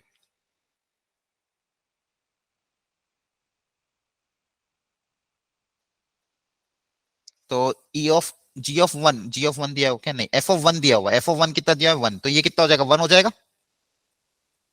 यस सर। ठीक है, तो वो मेरे पास कितना आएगा 1 अपॉन ई की power G of 1 minus 1 equal to C. तो बेसिकली क्या आ जाएगा ये 1 अपॉन ई की power G of 1 equal to 1 plus C, तो एक एक्सप्रेशन तो ये आ गया, मतलब जी ऑफ 1 में रिलेशन आ गया। हाँ बोलो। सर ये e टू द e की पावर जो f1 है सर, ये पूरा थोड़ी ना 1 हो जाएगा। अच्छा हाँ हाँ सॉरी आपको सिर्फ एफ ऑफ 1 दिया, हाँ ये गलती हो गई अपन से, एफ ऑफ 1 की वैल्यू 1 गिवन है, इसकी वैल्यू 1 नहीं गिवन है। हाँ सही बताया आपने, तो ये कितना हो जाएगा आपका 1 अपॉन ई बचेगा, एफ ऑफ 1 आपका 1 है ना। ठीक है, yes sir. Okay very good, तो ये वैल्यू सिर्फ 1 है, तो ये आपके पास क्या बचेगा 1 अपॉन ई इक्वल टू सी। ठीक है, अब सही है। Yes sir. ओके, अगला क्या पुटअप करें जल्दी बताओ, एक्स इक्वल टू क्या पुटअप करें आप, 2, very good, X equal to 2 put up कर दो, तो 1 अपॉन ई की power G of 2 minus 1 upon E की power sorry F of 2 equal to, again this is the same constant C, इस बार हमको क्या दिया था एफ ऑफ जी ऑफ 2 1 दिया हुआ है, जी ऑफ 2 कितना दिया हुआ है 1, तो यहां से मेरे पास क्या एक्सप्रेशन आएगा 1 upon E minus 1 upon E of F of 2 equal to C. क्या यहां तक सही है। Yes sir. ठीक है, हाँ अब क्या करें, सर अब मुझे पूछा किसके बारे में पूछा, हाँ एफ ऑफ 2 और जी ऑफ 1 के बारे में पूछा था, तो ठीक है इन दोनों को देखते हैं, इसकी वैल्यू कितनी आ रही है, एफ ऑफ 2 के बारे में पूछा है ना और जी ऑफ 1 के बारे में, तो सबसे पहले इसका देख लेते हैं एफ ऑफ 2 के बारे में। तो देखो यहाँ से कितना आएगा एफ ऑफ 2, अगर मैं यहाँ से निकालना हो तो क्या लिखूं इसको 1 अपॉन ई की power F of 2 equal to 1 by E minus C. यहाँ तक सही है ना। Yes sir. हाँ अब कैसे इसको सिंप्लीफाई करें, एफ ऑफ 2 के ऐसे कैसे निकालें, सर 1 माइनस ई अपॉन ई कर देंगे, फिर रेसिप्रोकल कर हाँ और देंगे, देखो लॉग भी लिया हुआ है इन्होंने, तो log इस तरफ चला जाएगा, हाँ log हो वेरी जाएगा। गुड, तो अपन क्या कर देते हैं इसको, सही बात है ये कर लेते हैं। तो अल्टीमेटली देखो मेरे पास बच्चों यहाँ पे आया था ई की power minus F of 2 equal to E की पावर माइनस 1 माइनस सी, ये एक्सप्रेशन आया था। दोनों तरफ अगर मैं लॉग ले लूंगा बेस ई पे तो एफ ऑफ 2 आगे आ जाएगा, तो इसको मैं डायरेक्ट लिख रहा हूँ अब, ठीक है। तो ये आ जाएगा minus F of 2 L N of E की पावर माइनस 1 माइनस सी। यहां तक सही है। Yes sir. और एफ ऑफ टू को किससे कंपेयर करना था वो भी तो देखो, 1 माइनस लॉग 2 से कंपेयर करना था, तो 1 कहां से क्रिएट करें?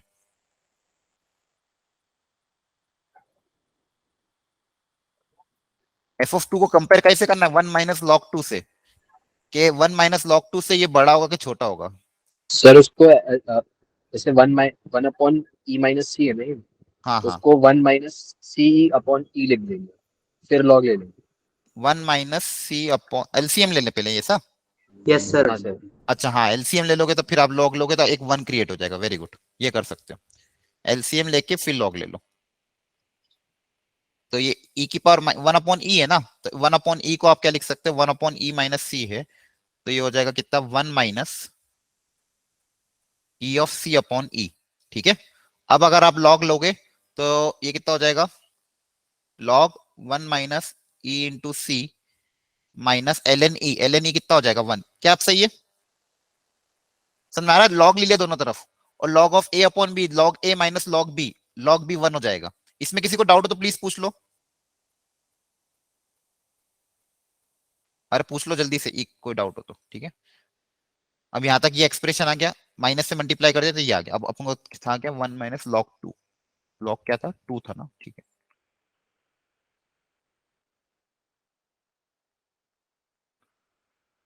अब क्या करेंगे? ये कांस्टेंट कैसे हटाएं?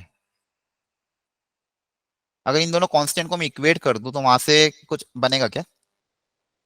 इन दोनों को अगर अपन इक्वल कर दें, यहाँ पे जी ऑफ 1 बचेगा, यहाँ पे एफ ऑफ 2 वन बचेगा। बाई ई की जगह इक्वेट कर लो। हाँ 1/, लेकिन वहां से फिर भी C, C one minus C two constant आ जाएगा। अगर इन दोनों कांस्टेंट को इक्वेट कर दें तो यहाँ पे क्या बचेगा? क्या 2/, equal to 1/g minus 1/f। Sir इनमें जो हम मानते हैं सी एक पॉजिटिव कांस्टेंट मानते हैं सर, हमने माना है। सी को तो अपने कांस्टेंट माना। आप देखो यहाँ पे पॉजिटिव होगा नेगेटिव, ये प्रिडिक्ट अगर और आपको दोनों करना है। एक्सप्रेशंस को प्लस कर दो। क्या कह रहे हो? एफ ऑफ 2 वाली और माइनस जी ऑफ 1 वाली जो इक्वेशंस हैं दोनों को प्लस कर लो, तो लॉग ऑफ वो प्लस लॉग ऑफ वो, तो फिर मल्टीप्लाई हो जाएंगे। तो वहां पे जी ऑफ 1 और एफ ऑफ 2 के टर्म्स में आएगा ना आंसर। सर जैसे अगर हमने ना इन्हें प्रिडिक्ट कर लिया कि सी जैसे पॉजिटिव है, तो सर हम हाँ, अप्रोक्सीमेट कर सकते हैं जैसे एल एन 1 माइनस ई हमारा 2.7 के अराउंड है, 1 माइनस 2.7 इंटू समथिंग, लेकिन यहाँ ऐसे पे कुछ अलग अलग गड़बड़ क्यों गैस लग कर रही है सकते मुझे?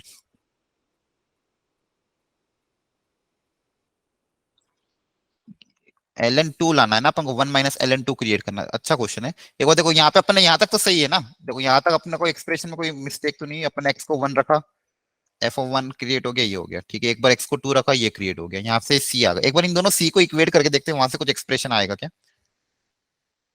1 अपॉन ये और ये, अगर इन दोनों सर c को, मेरा F2 1/G1 आ रहा है। क्या है? एफ ऑफ 2, मेरा इज इक्वल्स टू 1/G1 आ रहा है। अच्छा एक बार इसको अपन इक्वेट करके देखते हैं कि यहाँ से कुछ क्रिएट हो सकता है क्या? दोनों c को अगर मैं इक्वल कर दूं तो ये कटेगा तो नहीं, ये इधर चल जाएगा, तो मेरे पास क्या आएगा? 1 अपॉन e की पावर g ऑफ सर 1। तो प्रॉब्लम क्या आ रही है वैसे, मुझे समझ में नहीं आया। हमें G2 और F1 की फॉर्म में चाहिए ना। हाँ G2 और F1, यहाँ पे ऑप्शन हमको दिया है ना 1 माइनस ln2, तो इससे बड़ा होगा कि छोटा होगा ये प्रिडिक्ट करना यस सर। है ना? और अपने पास क्या आया ऑप्शन में? एफ ऑफ 2 अपने पास आया 1 माइनस ln ऑफ दिस। अब ये अच्छा हाँ, इस एक्सप्रेशन को बस प्रिडिक्ट करना है ना? हाँ अच्छा अच्छा, ये अपन प्रिडिक्ट कर सकते हैं। देखो इस एक्सप्रेशन को कैसे कंपेयर करना है? 1 माइनस ln2 से। इसको मैं इक्वेट करूं 1 माइनस ln2 से। हाँ अच्छा, हाँ ये सोच सकते हैं अपन, क्लियर है, सही बताया आपने। इसको बस हमको तो प्रिडिक्ट करना है, हमको लाना नहीं, इक्वेशन नहीं करना है। इसको हमको प्रिडिक्ट करना है किसके साथ? 1 माइनस ln2। तो 1 माइनस ln2 के साथ अगर इसको कंपेयर करोगे तो क्या आप यहाँ से देख सकते हो कौन बड़ा होगा कौन छोटा होगा?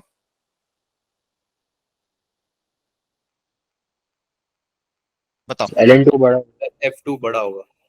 अच्छा ये जो चीज है यहाँ पे, ये वैल्यू 1 माइनस, तो ये e इंटू समथिंग, ये वैल्यू एक तो पॉजिटिव आनी चाहिए। तो यहाँ पे इन दोनों का मैं देखूं तो ln ऑफ 1 माइनस e की पावर c और ln2,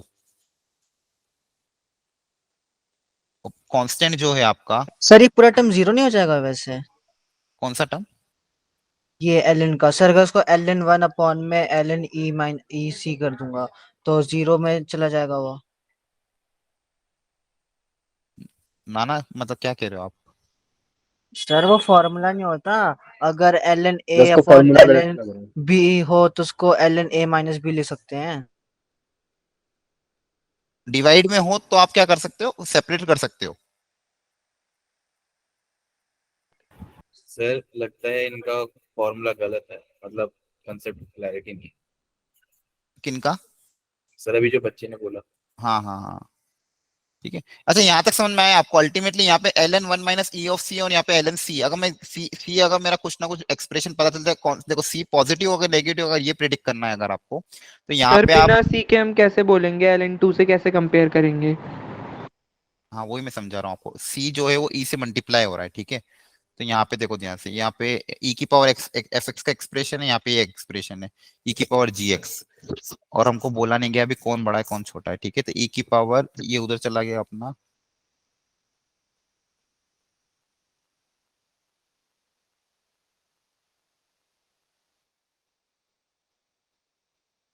तो यहाँ पे जो आया अपने पास 1/e minus E of f(2), ठीक है, दोनों से सी आ रहा है।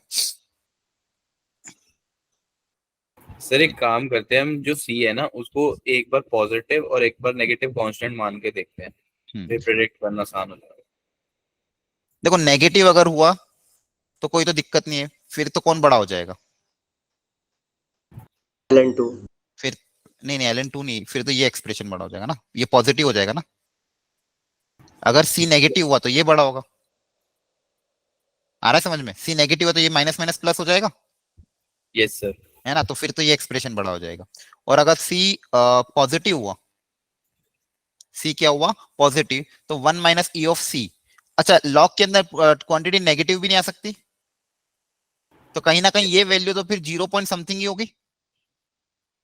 Yes sir. सी की ऐसी कुछ वैल्यू होनी चाहिए ताकि ये वैल्यू 0 पॉइंट समथिंग, और 0 पॉइंट समथिंग उस केस में फिर ln2 बड़ा हो जाएगा, ठीक है। आ रहा है समझ सर में? आप इस चीज को ln2 से क्यों कंपेयर करने में हो रहे हो? अरे ऑप्शन में ln ln2 को। दिया है ना, f(2) की वैल्यू ln 1 माइनस ln2 से बड़ी होगी कि छोटी होगी, यही तो कंपेयर करना है हमको क्वेश्चन में। f(2) हमारा निकल गया, यस सर। f(2) निकल गया ना, f(2) की वैल्यू ये आ रही है। अब ये एक्सप्रेशन 1 माइनस ln2 से ग्रेटर होगा कि स्मॉल होगा ये चेक करना है, यही ऑप्शन है हमारा। ऑप्शन में यही तो है कि 1 माइनस ln2 से ये एक्सप्रेशन छोटा होगा कि बड़ा होगा, इसलिए मैं इसको 1 माइनस ln2 से कंपेयर कर रहा हूँ। 1 और 1 कट गया तो बच्चा मेरे पास ये और ये, तो अल्टीमेटली इन दोनों में कंपेयर करना है कि कौन बड़ा है कौन छोटा है, ठीक है। क्लियर हो गया? ठीक है, इस क्वेश्चन को अभी फिलहाल यहीं के लिए रखते हैं, इसमें मैं वापस अपन इस पे आएंगे। अल्टीमेटली यहाँ तक तो सॉल्व हो गया, बस मुझे यही चेक करना है कांस्टेंट को अपन को क्या करना है। क्लियर हो गया यहाँ तक? बाकी आपको ये समझ में आया स्टार्टिंग एक्सप्रेशन को कैसे सिंप्लीफाई करके हम आगे तक गए, ठीक है। अरे बोलो जल्दी से बच्चों, आगे बढ़े फिर। इस क्वेश्चन पे यस वापस अपन सर लास्ट में फिर से आएंगे, ठीक है। सर एक ऑप्शन तो इससे क्लियर हो रहा है सर, इस वाले से। कौन सा वाला? सर सी शायद, सी g(1). सी या डी में से कोई हो रहा है। ठीक है, इस पे आते हैं, एक मिनट वापस अपन, इसका आंसर अभी सर लिखा हमें नहीं सी होगा की मैंने। मिनिमम वैल्यू मिल गई ना, 1/e। इससे पता चला 1/e।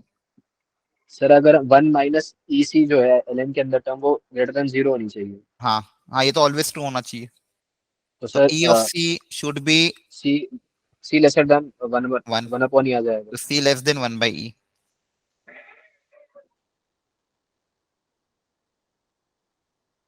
हाँ ये तो हो रहा है, देखो यहाँ से 1 minus E of c greater than 0। अच्छा ये भी कर सकते हो आप, लॉग के अंदर जो क्वांटिटी है ये क्या होनी चाहिए, पॉजिटिव होनी चाहिए। तो यहाँ से आपके पास क्या आ जाएगा, सी लेस देन 1/e, सी लेस देन 1/e मतलब ये e की पावर -1 से क्या है, छोटा एक्सप्रेशन है। चलो एक बार आते हैं इस क्वेश्चन पे, ठीक है, पहले आगे जाते हैं, वापस आएंगे इस पे, ठीक है। चलो तो काफी टाइम चल जाएगा, टाइम कितना बाकी है, हाँ थोड़ा ही बाकी है, मतलब एक्चुअली 2 क्वेश्चन और जरूरी है वो ज्यादा कराने हैं, ठीक है। अल्टीमेटली देखो इस बस लास्ट की एक स्टेप में कहीं ना कहीं अटक रहे हैं, बाकी तो हो गया है सॉल्व क्वेश्चन, ठीक है। अल्टीमेटली बस इसका एक लास्ट का अपन को प्रिडिक्ट करना है, बाकी अल्टीमेटली 90% 70-80% अपन ने सॉल्व कर लिया। इस पे वापस आते हैं अपन, तब तक इसको सॉल्व करते हैं। अच्छा इसके पहले मैं आपको एक मैच द कॉलम दिखा देता हूँ, फिर हम इस पे क्वेश्चन पे आते हैं। एक मैच द कॉलम आप देखो पहले, बहुत सारे क्वेश्चन लाया था आज के लिए, कहाँ गया मैच द कॉलम?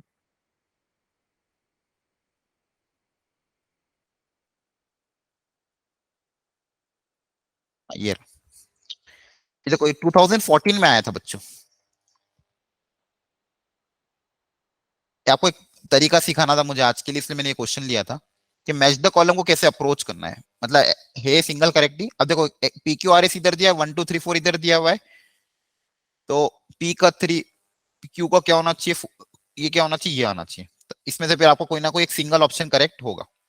ठीक है, और आपको देखो अलग अलग दिया F1 F2 F3 F4 चार तरह के फंक्शन, ये F1 ये F2 ये F3 और ये F4।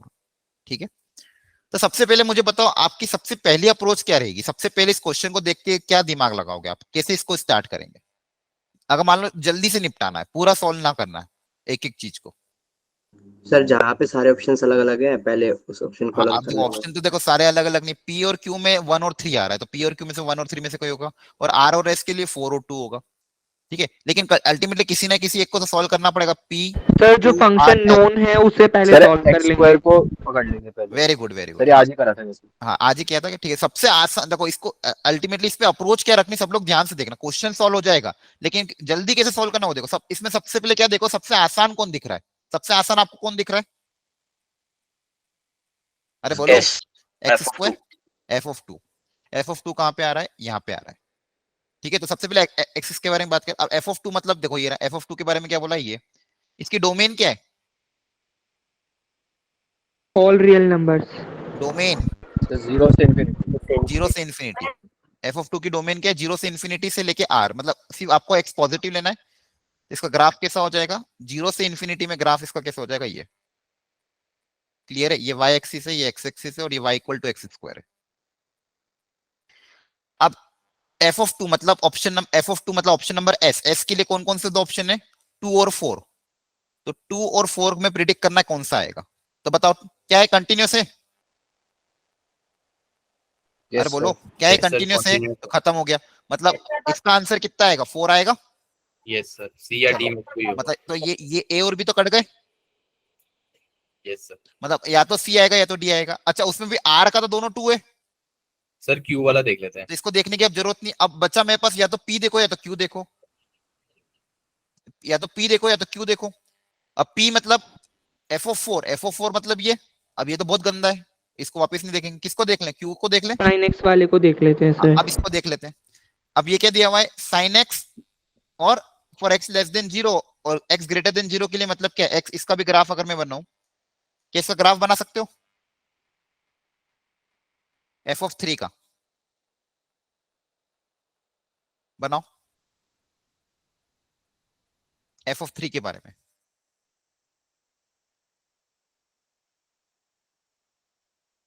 जीरो के आगे है y equal to x.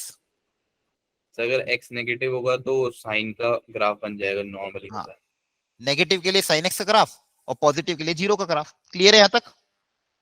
Yes sir. ठीक है, देखो ये इसका ग्राफ बना दिया। एक्स लेस देन 0 के लिए साइन एक्स, तो लेस देन 0 के लिए साइन एक्स, तो साइन एक्स का ग्राफ ये रहा। ठीक है, और ग्रेटर देन 0 के y इक्वल टू एक्स बना दिया। ग्रेटर देन 0 के लिए क्या था, y इक्वल टू एक्स। अब जो कौन सा ऑप्शन था ये एफ ऑफ 3 मतलब क्यू ऑप्शन। क्यू के लिए क्या क्या ऑप्शन है, 1 और 3। तो क्यू 1 और 3 में से क्या होगा, 1 और 3 में हमको क्या चेक करना है, 1 ऑन टू 1 1, और एक में बोला है नॉट 1 1, सॉरी नॉट 1 1 नॉट 1 1, तो दोनों में है। ऑन टू और डिफरेंशियबिलिटी के बारे में चेक करना है। ठीक है, तो ऑन टू मतलब क्या होता है, सबकी इमेज होगी। Range equal to codomain. Range equal to क्या होना चाहिए, कोडोमेन। तो बताओ इसकी कोडोमेन क्या है, F3 की आ रही है सर। कोडोमेन कितनी R। आर। इसकी रेंज क्या होगी, क्या इसकी रेंज आर होगी। No sir. देखो मिनिमम वैल्यू तो यहीं तक जा रही है, तो क्या नेगेटिव तक जा सकता है, नेगेटिव कवर नहीं हो पा रहे। हाँ तो नॉट आर, तो क्या ये ऑन टू होगा, no sir. Not onto. तो ऑन टू नहीं होगा, तो ऑप्शन कौन सा सही हो जाएगा, 3। मतलब क्यू का क्या हो जाएगा, 3। क्यू का 3 मतलब ये, तो आंसर क्या आ जाएगा, डी। तो बाकी को चेक करने की जरूरत ही नहीं पड़ी। आगे समझ में। सर जैसे इसमें लिखा हुआ है कि डिफरेंशिएबल बट नॉट 1 1, लेकिन जो 0 वाला पॉइंट है ओरिजिन पे अगर हम देखें इस ग्राफ पे, तो सर वो डिफरेंशिएबल थोड़ी। चेक करो। सर है सर, साइन हाँ, sine x x approximately x sign x और ये, अब दोनों का एफ डैश एक्स कर दो, डायरेक्ट कर दो। साइन एक्स का डिफरेंशिएशन cos x, x का differentiation 1 for x less than 0 and x greater than 0। देखो लेस देन 0 पे ये वैल्यू वापस कितनी आएगी, 1। तो left hand derivative right hand derivative same आ रहा है। Yes sir. ठीक है, तो x इक्वल टू 0 पे क्या है, डिफरेंशिएबल है। क्लियर। सर इसका मतलब ये जो ओरिजिन का पॉइंट है यहाँ पे ग्राफ स्मूथ जाएगा। हाँ स्मूथ जाएगा, दिखने में सब दिख रहा है लेकिन स्मूथ जाएगा। Okay sir. ठीक है, और कोई डाउट? एग्जैक्टली बस जीरो को हमको बहुत एकदम उसके जस्ट पास देखना है, एकदम नहीं देखना है, समझना है? जीरो पे एकदम हल सेम ही रहेगा लगभग। ठीक है, यस सर। देखो ये सब चीजें थी, आ रहा है समझ में? उसके बाद तो फिर ये लाइन ऊपर चली जाएगी, उसके बाद तो sin x का ग्राफ इसके नीचे आ जाता है, लेकिन जीरो पे जस्ट सेम रहता है दोनों, जीरो पे दोनों क्या रहते हैं? सेम। क्लियर है? Yes sir. हाँ, तो देखो ये क्वेश्चन, ये मैच द कॉलम का लेने का रीजन यही था कि अल्टीमेटली आपको इस तरह से अप्रोच करना है। सबसे पहले देखा हमने कौन सा आसान फंक्शन था, वो प्रेडिक्ट किया, तो उससे दो ऑप्शन तो एलिमिनेट ऐसे ही हो गए। फिर उसमें से आर हट गया, फिर पी और क्यू में भी हमने एक को निकाले, तो दूसरा चेक करने के, तो अल्टीमेटली मेरे को पूरे क्वेश्चन में पी क्यू आर एस को सॉल्व करने में सिर्फ दो ही फंक्शन को सॉल्व करना पड़ा, बाकी को तो मैंने देखा भी नहीं। क्या समझ में आ गया? किस्मत अच्छी हुई तो आपको इस तरह से मिल जाएगा कि आपको बाकी को देखना ना मिले। ठीक है, तो ऐसा क्वेश्चन आया तो प्रेडिक्ट कर लेना। आगे बढ़े, हेलो जल्दी बोलो, अरे हेलो बोलो बोलो जल्दी, आगे बढ़े कि नहीं sir. समझ में आया? Yes sir. ठीक है, सर आ गया। आ गया ना? तो ये बस ये क्वेश्चन लेने का रीजन यही था, मैच दो कॉलम आए तो ऐसा कर लेना। चलो अच्छे क्वेश्चन पे आते हैं वापस। आ गया, कहाँ तक पहुंचे थे? हाँ यहाँ पे, चलो जल्दी से करो इसको। 2000 इसका आंसर क्या हमने टिक कर दिया है,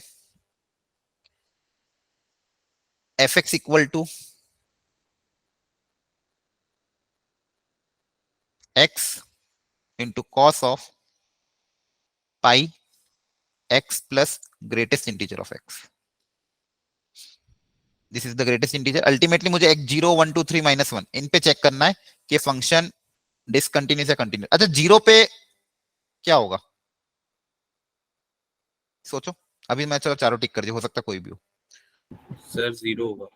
हाँ तो जीरो zero- पे तो कोई दिक्कत ही नहीं है ना, 0 + 0 - फंक्शन ही जीरो हो जाएगा। आ रहा है समझ में? देखो ये जीरो से मल्टीप्लाइड है, राइट? तो 0 प्लस पे चेक करो या 0 माइनस पे करो, तो वहां पे तो फंक्शन की value left hand limit right hand limit सबके सब जीरो आएंगे ना, क्योंकि x से मल्टीप्लाई हो रहा है, तो जीरो पे तो कोई दिक्कत ही नहीं है। तो जीरो पे तो क्या होगा? कंटिन्यूस होगा। क्या ये बात समझ में आती है? Yes sir. ठीक है, हाँ अब मुझे जो चेक करना है वो चेक करना बाकी -1 1 और 2 ये भी सब क्या इंटीजर पॉइंट से, मुझे बस चेक करना इन इंटीजर्स पॉइंट पे ये क्या होगा। एक आधा पे चेक कर लो, बाकी सबके लिए प्रिडिक्ट हो जाएगा अपने आप। ठीक है, तो कोई भी एक इंटीजर पॉइंट के लिए चेक करो फंक्शन कंटिन्यूस होगा कि नहीं होगा। मान लो कोई भी एक ले लेते हैं, चलो 2 ले लेते हैं, कोई भी एक पे चेक करके देख लेते हैं, बाकी सबके लिए भी सेम वही तरीका होगा। x इक्वल टू 2 पे अगर मुझे चेक करना है तो बताओ क्या करूं, left hand limit right hand limit? Yes sir. तो क्या होगा बताओ, ये हो जाएगा x cos 2 माइनस पे ग्रेटेस्ट इंटीजर कितना होगा? सर 1। 1 और 2 प्लस पे सर 2 हो 2। जाएगा।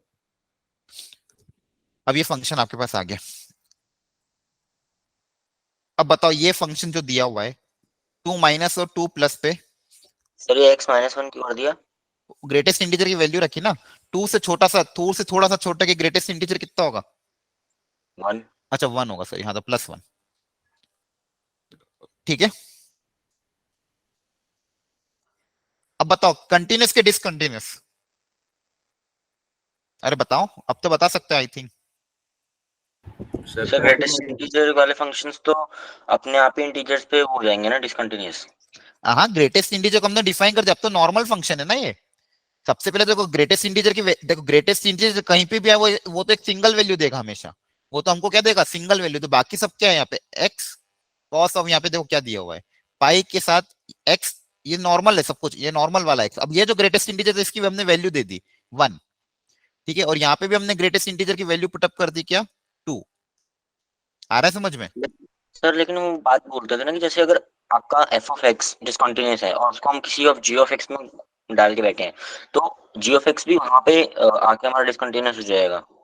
लेकिन ये पूरा ग्रेटेस्ट इंटीजर थोड़ी है ये। यहाँ पे x सिंगल भी है, यहाँ पे भी x अलग है, तो इसके अंदर पूरे के अंदर ग्रेटेस्ट इंटीजर थोड़ी है। यहाँ पे भी चलो ग्रेटेस्ट इंटीजर लगा दिया, यहाँ पे भी लगा दिया, तो वो तो पूरा अंदर आप वो बता रहे हो। यहाँ पे एक सिंगल एक ही जगह दिया हुआ है, आ रहा है समझ में? पूरे के अंदर ग्रेटेस्ट इंटीजर नहीं डाला, कंपोजिट नहीं बन रहा है यहाँ पे। सर हाँ यहाँ पे सिर्फ एक छोटा सा उसका एक पार्ट है ग्रेटेस्ट इंटीजर, हर x की वैल्यू ग्रेटेस्ट इंटीजर नहीं है। अब आप मुझे देख के बताओ, ये जो दो एक्सप्रेशन दिए हुए हैं x इक्वल टू 2 पे कंटिन्यूस होगा कि डिसकंटिन्यूस होगा, क्या बता सकते हैं क्या? Sir discontinuous. हाँ, रीजन क्या समझाओगे? सर x की वैल्यू अगर 2 ही लेंगे, मतलब दोनों हाँ 2 रख फंक्शन दी में मान लो, चलो 2 पाई के माइनस पे हाँ। सर पाई का जो कोफिशिएंट है वो अलग अलग आ रहा है। हाँ दोनों में पाई के साथ क्या आ रहा है, अलग अलग एक्सप्रेशन आ रहा है। एक में ऊपर क्या बन रहा है 3 पाई समथिंग और नीचे क्या बन रहा है 4 पाई समथिंग, पाई तो क्या दोनों सेम होंगे क्या अलग अलग होंगे? सर अलग अलग। अलग होंगे, तो क्लियरली क्या दिखा रहा है, डिसकंटिन्यूस। आगे समझ में? Yes sir. सर ठीक है सिमिलरली हाँ मतलब जीरो के अलावा जितने भी इंटीजर हाँ, पॉइंट जीरो के अलावा जितने भी इंटीजर पॉइंट हर जगह क्या होगा, डिसकंटिन्यूस होगा। जीरो के अलावा जितने भी इंटीजर पॉइंट हर जगह क्या होगा, डिसकंटिन्यूस। तो इसका आंसर क्या आ जाएगा आपके पास, option number A C and D. Clear हो गया? Yes sir. तो देखो क्वेश्चन टफ नहीं था।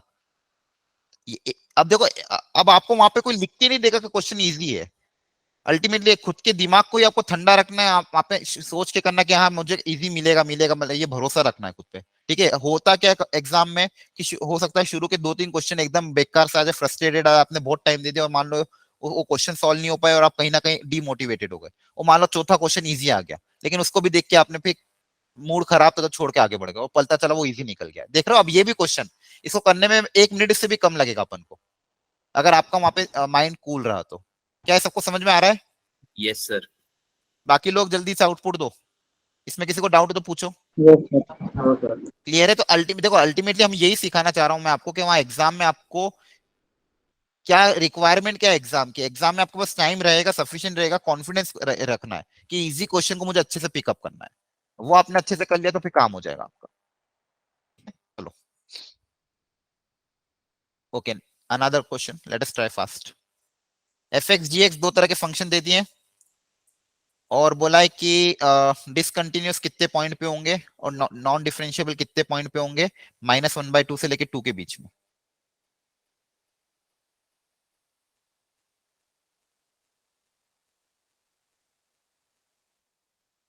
जे एडवांस 2016।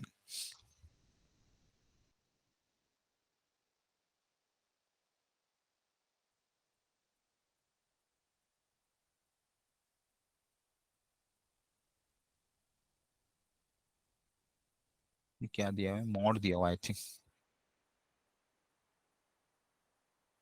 अगेन मैं यही बोलूंगा, डरना नहीं है आपको क्वेश्चन को देख के, अटेम्प्ट करो।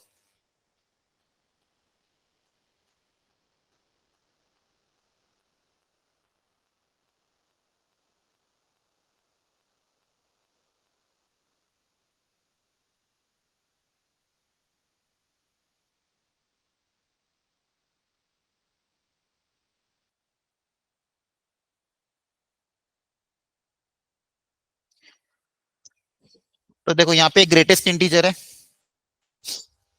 ठीक है। अच्छा मुझे बताओ इसमें पहली स्टेप क्या करूं मैं, इस ग्रेटेस्ट इंटीजर ऑफ x² - 3 में? सर हम पहले जो इंटीजर के इंटरवल्स होते हैं ना उसमें इनको ब्रेक करके निकाल लेंगे इसके ठीक है, हाँ ग्रेटेस्ट इंटीजर में तो इंटीजर के इंटरवल को ब्रेक करना ही पड़ेगा, लेकिन क्या मैं और कुछ यहाँ पे कर सकता हूँ? ध्यान से देखो सब लोग। a+b a-b। नहीं नहीं, और कुछ ग्रेटेस्ट इंटीजर के अंदर x² - 3 दिया हुआ है, इसको और कुछ क्या लिखे ताकि थोड़ा सा उसके बाद हम फिर इंटरवल्स पे ब्रेक जाए। सोचो बच्चों थोड़ा सा, मैं चाह रहा हूँ कुछ कोई लेट आंसर। कर दें। क्या कह रहे हैं? नहीं नहीं लेट नहीं, ये जो 3 है -3 इसका कुछ कर सकते हैं? सर इसको बाहर निकाल सकते हैं अलग से। हाँ, क्या इसको बाहर निकाल सकता हूं मैं? Yes sir. क्या रीजन दोगे? सर क्योंकि इंटीजर आने के लिए। हाँ, मतलब कुछ भी मेन तो इंटीजर फंक्शन अगर इंटीजर रहता है तो इंटीजर को हम क्या निकाल सकते हैं, बाहर निकाल सकते हैं। ये प्रॉपर्टी होती है ग्रेटेस्ट इंटीजर में। Yes sir. अगर कोई भी इंटीजर साथ में लिखा हो, प्लस में हो माइनस में हो कैसा भी हो, वो इंटीजर हमेशा सेपरेट हो सकता है, ये ध्यान रखना। ठीक है, ये बेसिक प्रॉपर्टी होती है ग्रेटेस्ट इंटीजर में, आपको बताया था। अगर मान लो ग्रेटेस्ट इंटीजर एक्स के साथ कोई भी इंटीजर में ऐड कर रहा हूँ, सब्सट्रैक्ट कर रहा हूँ, उस इंटीजर को आप बाहर निकाल सकते हो। तो देखो पहला स्टेप तो वो ये चाह रहे थे कि आप ये लोग करो ताकि इसको क्वेश्चन को थोड़ा इजी दिखे, नहीं तो अल्टीमेटली इसके साथ अगर सोचोगे तो थोड़ा टफ बन जाएगा। क्या ये स्टेप समझ में आई? Yes sir. हाँ, अब मेरे को सिर्फ किसके बारे में सोचना है ये, और ऐसे ऐसी चीज का तुमने ऑलरेडी हमारी क्लास में भी बहुत बार किया, याद आ रहा है आपको कहाँ पे सॉल्व किया तुमने?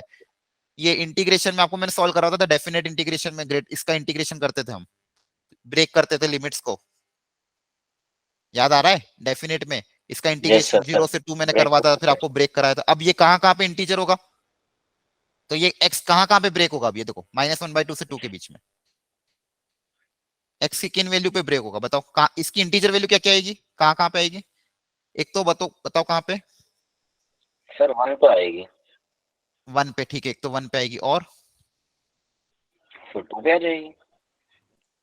नहीं सर ठीक है 2 2, नहीं आ पाएगी, इसकी 2 से बड़ा होना पड़ेगा ना सर, नहीं हो पाएगी सर, 2 नहीं हो पाएगी। तो एक्स की किन वैल्यू पे इंटीजर होगा और बताओ, √2 सर 0। √2, हाँ 0, ठीक है, और कोई भी आएगी क्या 0 2 तक, -1/2 से 2 के बीच में, √3 भी तो √3 भी आ जाएगा, √3 की वैल्यू भी 1.73 होती है, आ रहा है क्या समझ में, यस सर। ठीक है, और 2 पे, सर 2 को नहीं रखना ना। 2 पे भी तो क्लोज है, सर एक एक जगह तो क्लोज है ना ऑप्शन में, तो एक ऑप्शन में तो क्लोज दिया है, एक जगह ओपन दिया है, एक जगह क्लोज दिया है, कंटिन्यूटी पे हमको चेक करना है क्लोज पे, आ रहा है समझ में, यस सर। ठीक है।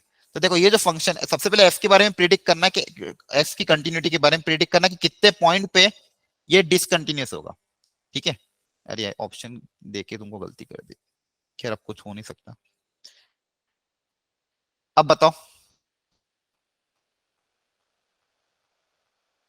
ठीक है, यहाँ पे मेरे पास ये पॉइंट्स आ गए, इनमें से किन किन पे डिसकंटिन्यूअस होगा और किन किन पे कंटिन्यूअस होगा,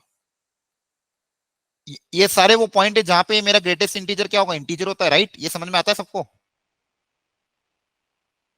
greatest integer of x square जो है वो इन एक्स की वैल्यू पे क्या होगा, इंटीजर वगैरह होगा, ठीक है। तो क्या टू टू तो एक आपका एंड पॉइंट है, तो उसके आगे तो हमको प्रिडिक्ट करना नहीं है, तो 1 पे आपको चाहो तो एक्सप्रेशन को अलग से लिख लो, चलो 1 माइनस पे बताओ क्या होगी इसकी वैल्यू, सर 3 ही मतलब -2 ही होगी तो। 1 माइनस मतलब 1 से थोड़ा सा छोटा, यस सर। उसका स्क्वायर करोगे तो क्या आएगा, सर और छोटा हो जाएगा। हाँ देखो 1 से थोड़ा सा छोटा मतलब 0.9 समथिंग, 0.9 का स्क्वायर क्या होगा 0 पॉइंट समथिंग, उसका ग्रेटेस्ट इंटीजर कितना होगा 0, तो इसकी वैल्यू कितनी आएगी -3 आ जाएगी। Yes sir. ग्रेटर देन 1 के लिए जल्दी बताओ क्या होगा, सर -2। ग्रेटर देन 1 मतलब 1 पॉइंट समथिंग का स्क्वायर मतलब 1 पॉइंट समथिंग, 1 पॉइंट समथिंग का ग्रेटेस्ट इंटीजर मतलब 1, 1 -3 कितना हो जाएगा -2, ठीक है। ये तो इस पे हो गया। जीरो जीरो के बारे में अगर मैं बात करूं, इसको मैं हटा रहा हूं ऊपर वाले को थोड़ा सा, less than zero greater than zero पे बता दो आप, लेस देन जीरो में क्या होगा, कुछ फर्क पड़ेगा, नहीं सर 0 ही स्क्वायर है, दोनों ही केस में स्क्वायर है, तो दोनों केस में वैल्यू क्या रहेगी -3 रहेगी, यस सर। है ना, क्योंकि स्क्वायर कर रहे नेगेटिव नंबर का स्क्वायर भी क्या होगा पॉजिटिव, पॉजिटिव नंबर का भी स्क्वायर क्या होगा पॉजिटिव, तो जीरो पे तो क्या होगा कंटिन्यूस होगा, 0 यस -3 जीरो पे तो क्या होगा कंटिन्यूस होगा, ठीक है। कंटिन्यूअस। और √2 पे अगेन वही दिक्कत आएगी, √2 पे भी अलग अलग ब्रेक होगा, √3 पे भी अलग अलग ब्रेक होगा, ठीक है। और टू पे तो खैर हमारे पास आगे जाना ही नहीं है, तो मेरे पास कितने पॉइंट आएंगे 2 के 3, क्या आ रहे देखो एक बार वापिस चेक कर लो, अच्छा और कोई तो पॉइंट नहीं रह गया ना,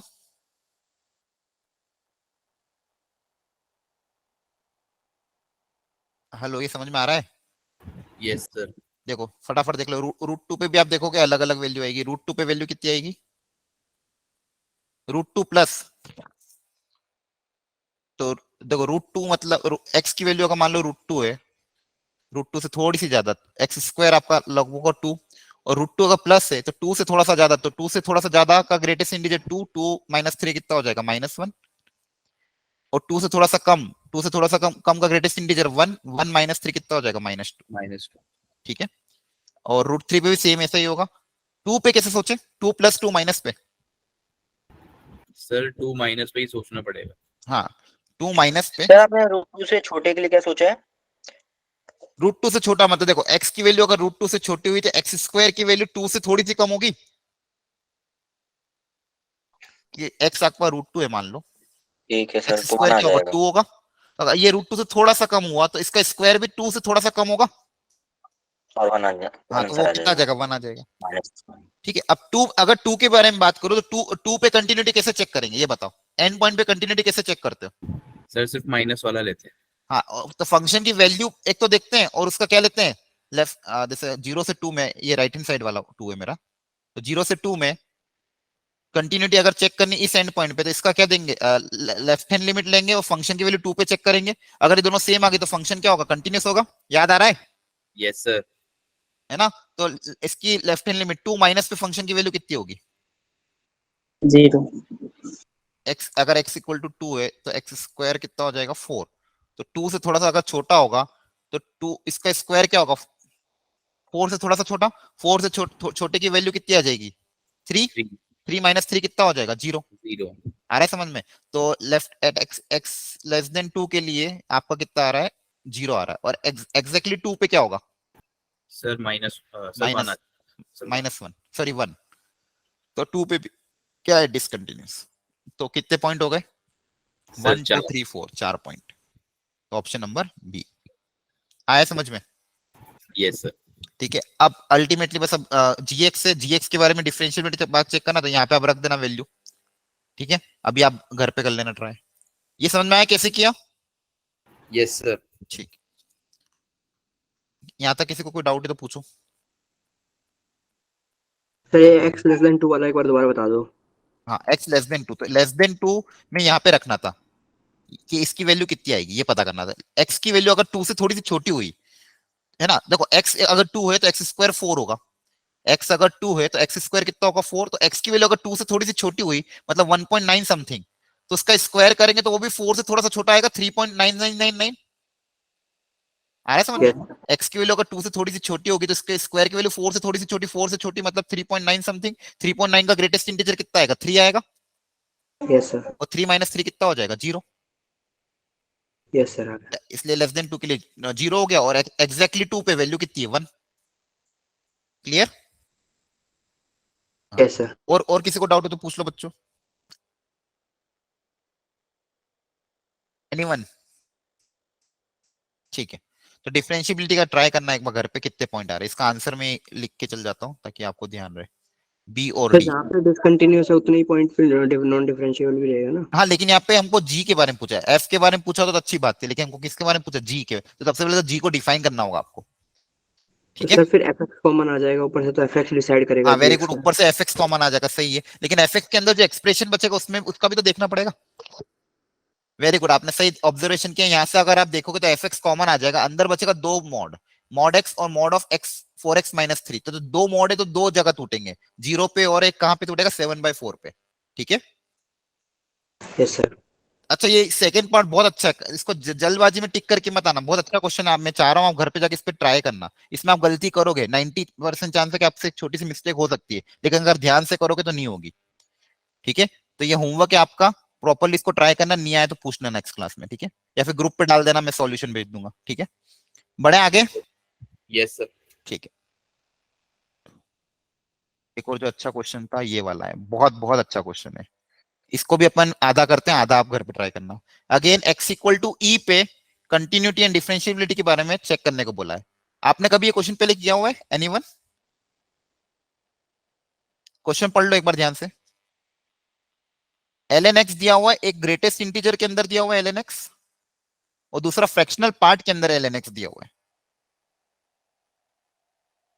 ये दो लॉग के फंक्शन हमको गिवन है, और ई पे हमको प्रिडिक्ट करना है कि ई पे कंटिन्यूअस और डिफरेंशिएबिलिटी के बारे में प्रिडिक्ट करना है। ठीक है, आप पहले कंटिन्यूटी के बारे में चेक करके बताओ मुझे, आराम से सोचो। एक ग्रेटेस्ट इंटीजर है, दूसरा फ्रैक्शनल पार्ट है। L N X X equal to ई पे, तो ई पे देखो left hand derivative, right hand derivative देखो सेम आ रहा है कि अलग अलग आ रहा है, मतलब कंटिन्यूअस है कि डिसकंटिन्यूअस।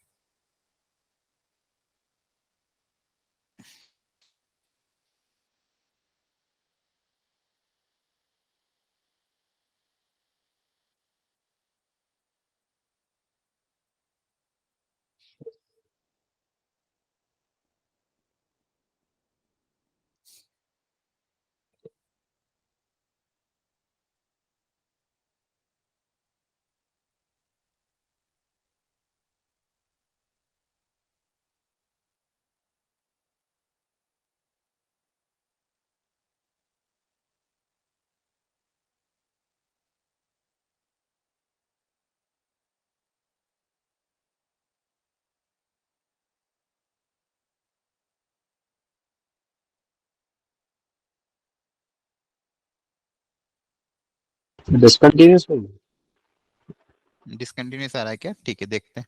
डिफरेंशिएबिलिटी में सोचो, डिफरेंशिएबिलिटी में थोड़ा दिमाग ज्यादा लगाना पड़ेगा। सर डिसकंटिन्यूस है तो मतलब फिर अच्छा, नॉन डिफरेंशिएबल। ओके, ठीक है, सर एक मेरे बार को वापस क्रॉस कंटिन्यूस चेक आ कर रहा लो। था। सर मेरे तो कंटिन्यूस आ रहा था ई पे। कंटिन्यूस आ रहा है, ठीक है। दोनों लोग चेक करो एक दूसरे का, मतलब अपने अपना, कहीं आपसे गलती तो नहीं हो रही है। और फाइनल आंसर आपको लग रहा है कि नहीं सही है, तो फिर चेक करते हैं।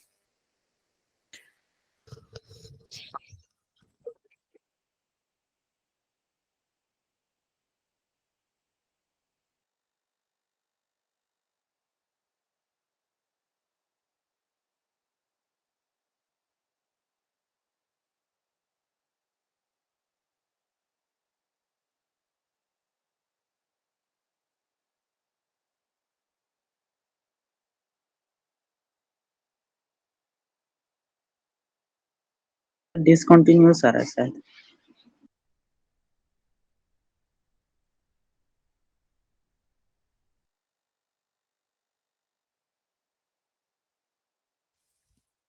हेलो, डिसकंटिन्यूस आ रहा है क्या? ठीक है, चलो चलो ट्राई करते हैं। सबने अटेम्प्ट कर लिया ना एक एक बार? Yes sir. ठीक है, चलो अब मिलके वापस सॉल्व करते हैं। अच्छा, क्लास के लास्ट में मुझे थोड़ा सा फीडबैक भी लेना है तीनों सब्जेक्ट के लिए, तो प्लीज थोड़ा सा वेट कर लेना, है ना, याद दिला देना, भूल जाऊं तो। ओके, तो यहाँ पे जो दिया हुआ चीजें अल्टीमेटली हमको दी हुई है, एक तो ग्रेटेस्ट इंटीजर और फ्रैक्शनल पार्ट, ठीक है।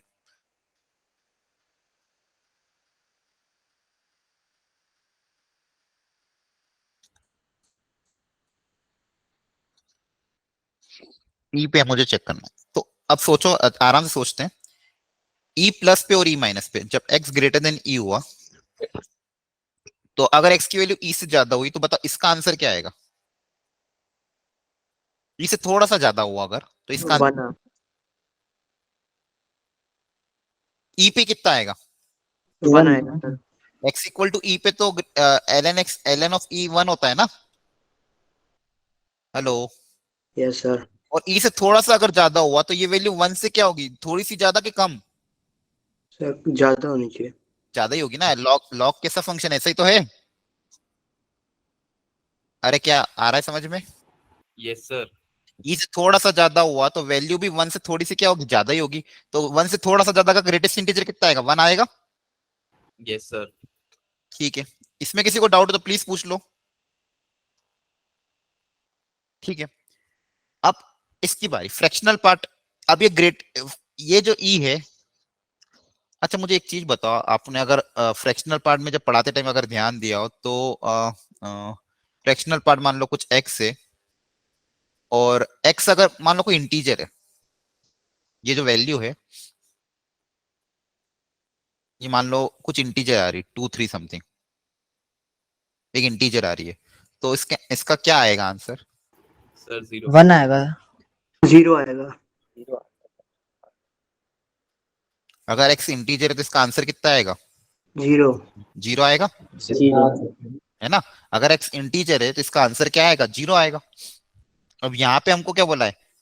Fractional part of E base E, और एक्स एक्स ई पे ये लगभग क्या है? कैसे सोचेंगे इसको बताओ? सर इसको ब्रेक कर लेते हैं ना, log x माइनस G I F log x में। हाँ, ब्रेक भी कर दो, ग्रेटेस्ट इंटीजर में ब्रेक कर दो तो भी आंसर आ जाएगा, तो भी आपको ज्यादा क्लियरिटी दिख जाएगी। ठीक है, फ्रैक्शनल पार्ट को ब्रेक करने का एक और तरीका क्या है?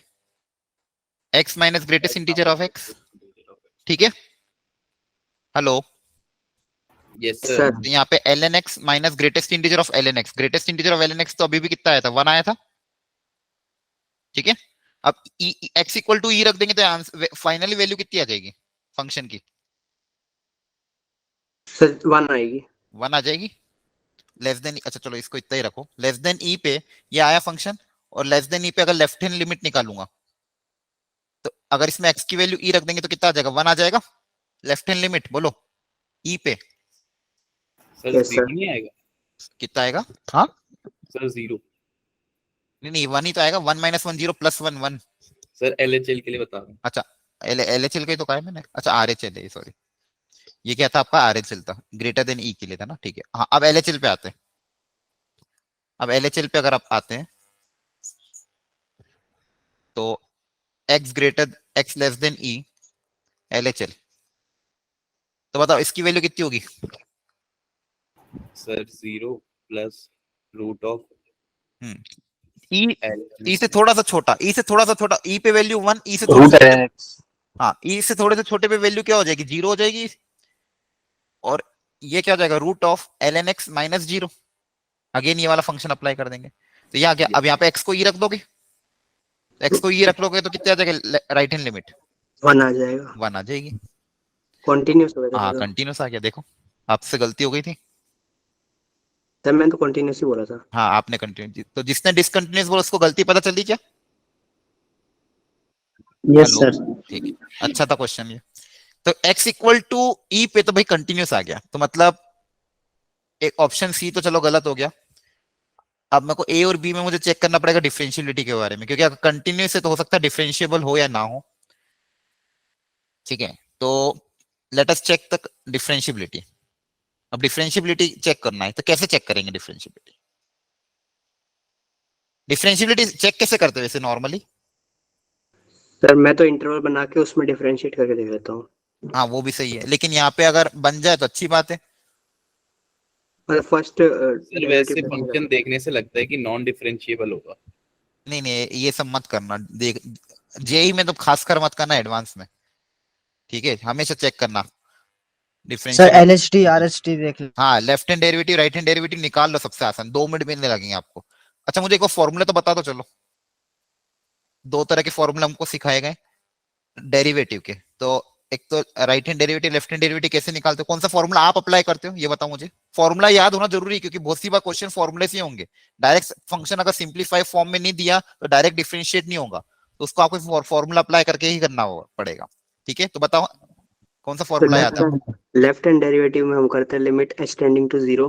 हाँ वेरी गुड, एक सेकंड। लेफ्ट हैंड डेरिवेटिव में लिमिट, चलो पहले राइट हैंड बता दो, राइट हैंड आसान दिखता है। Limit h tends to 0, f of x plus h very good, f of x plus h minus f of x minus f of x upon h। Upon h, बहुत बढ़िया। ये है f dash of x, मतलब x का right hand derivative. इसी का left hand derivative में क्या फॉर्मूला चेंज में आ जाएगा? x minus h हो जाएगा। हाँ, लिमिट h टेंड्स टू 0, जहां जहां भी h है उसकी जगह सिर्फ माइनस h हो जाएगा। जहां जहां भी h है उसकी जगह क्या आ जाएगा? Minus h। क्लियर है? बोलो, ये सबको याद होना चाहिए, एकदम रट लेना।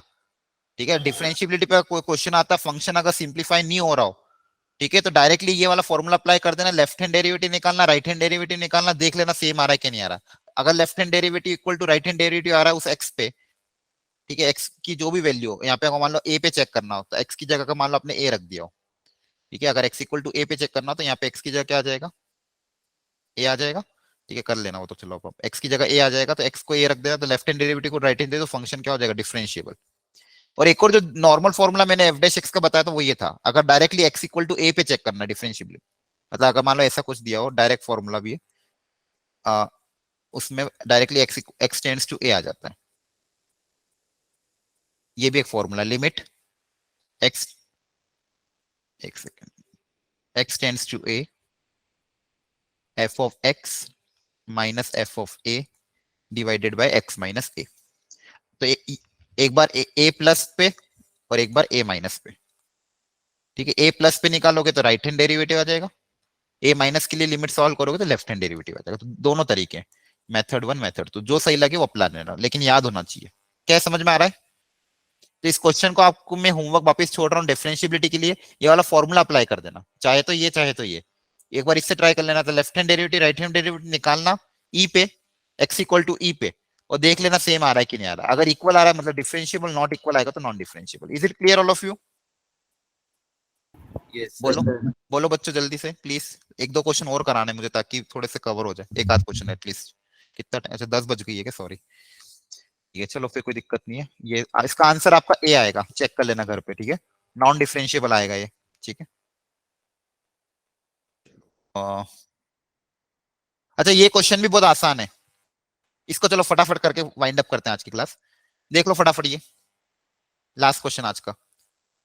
ए cos of mod of X cube minus X plus B mod X sine of mod X cube plus x.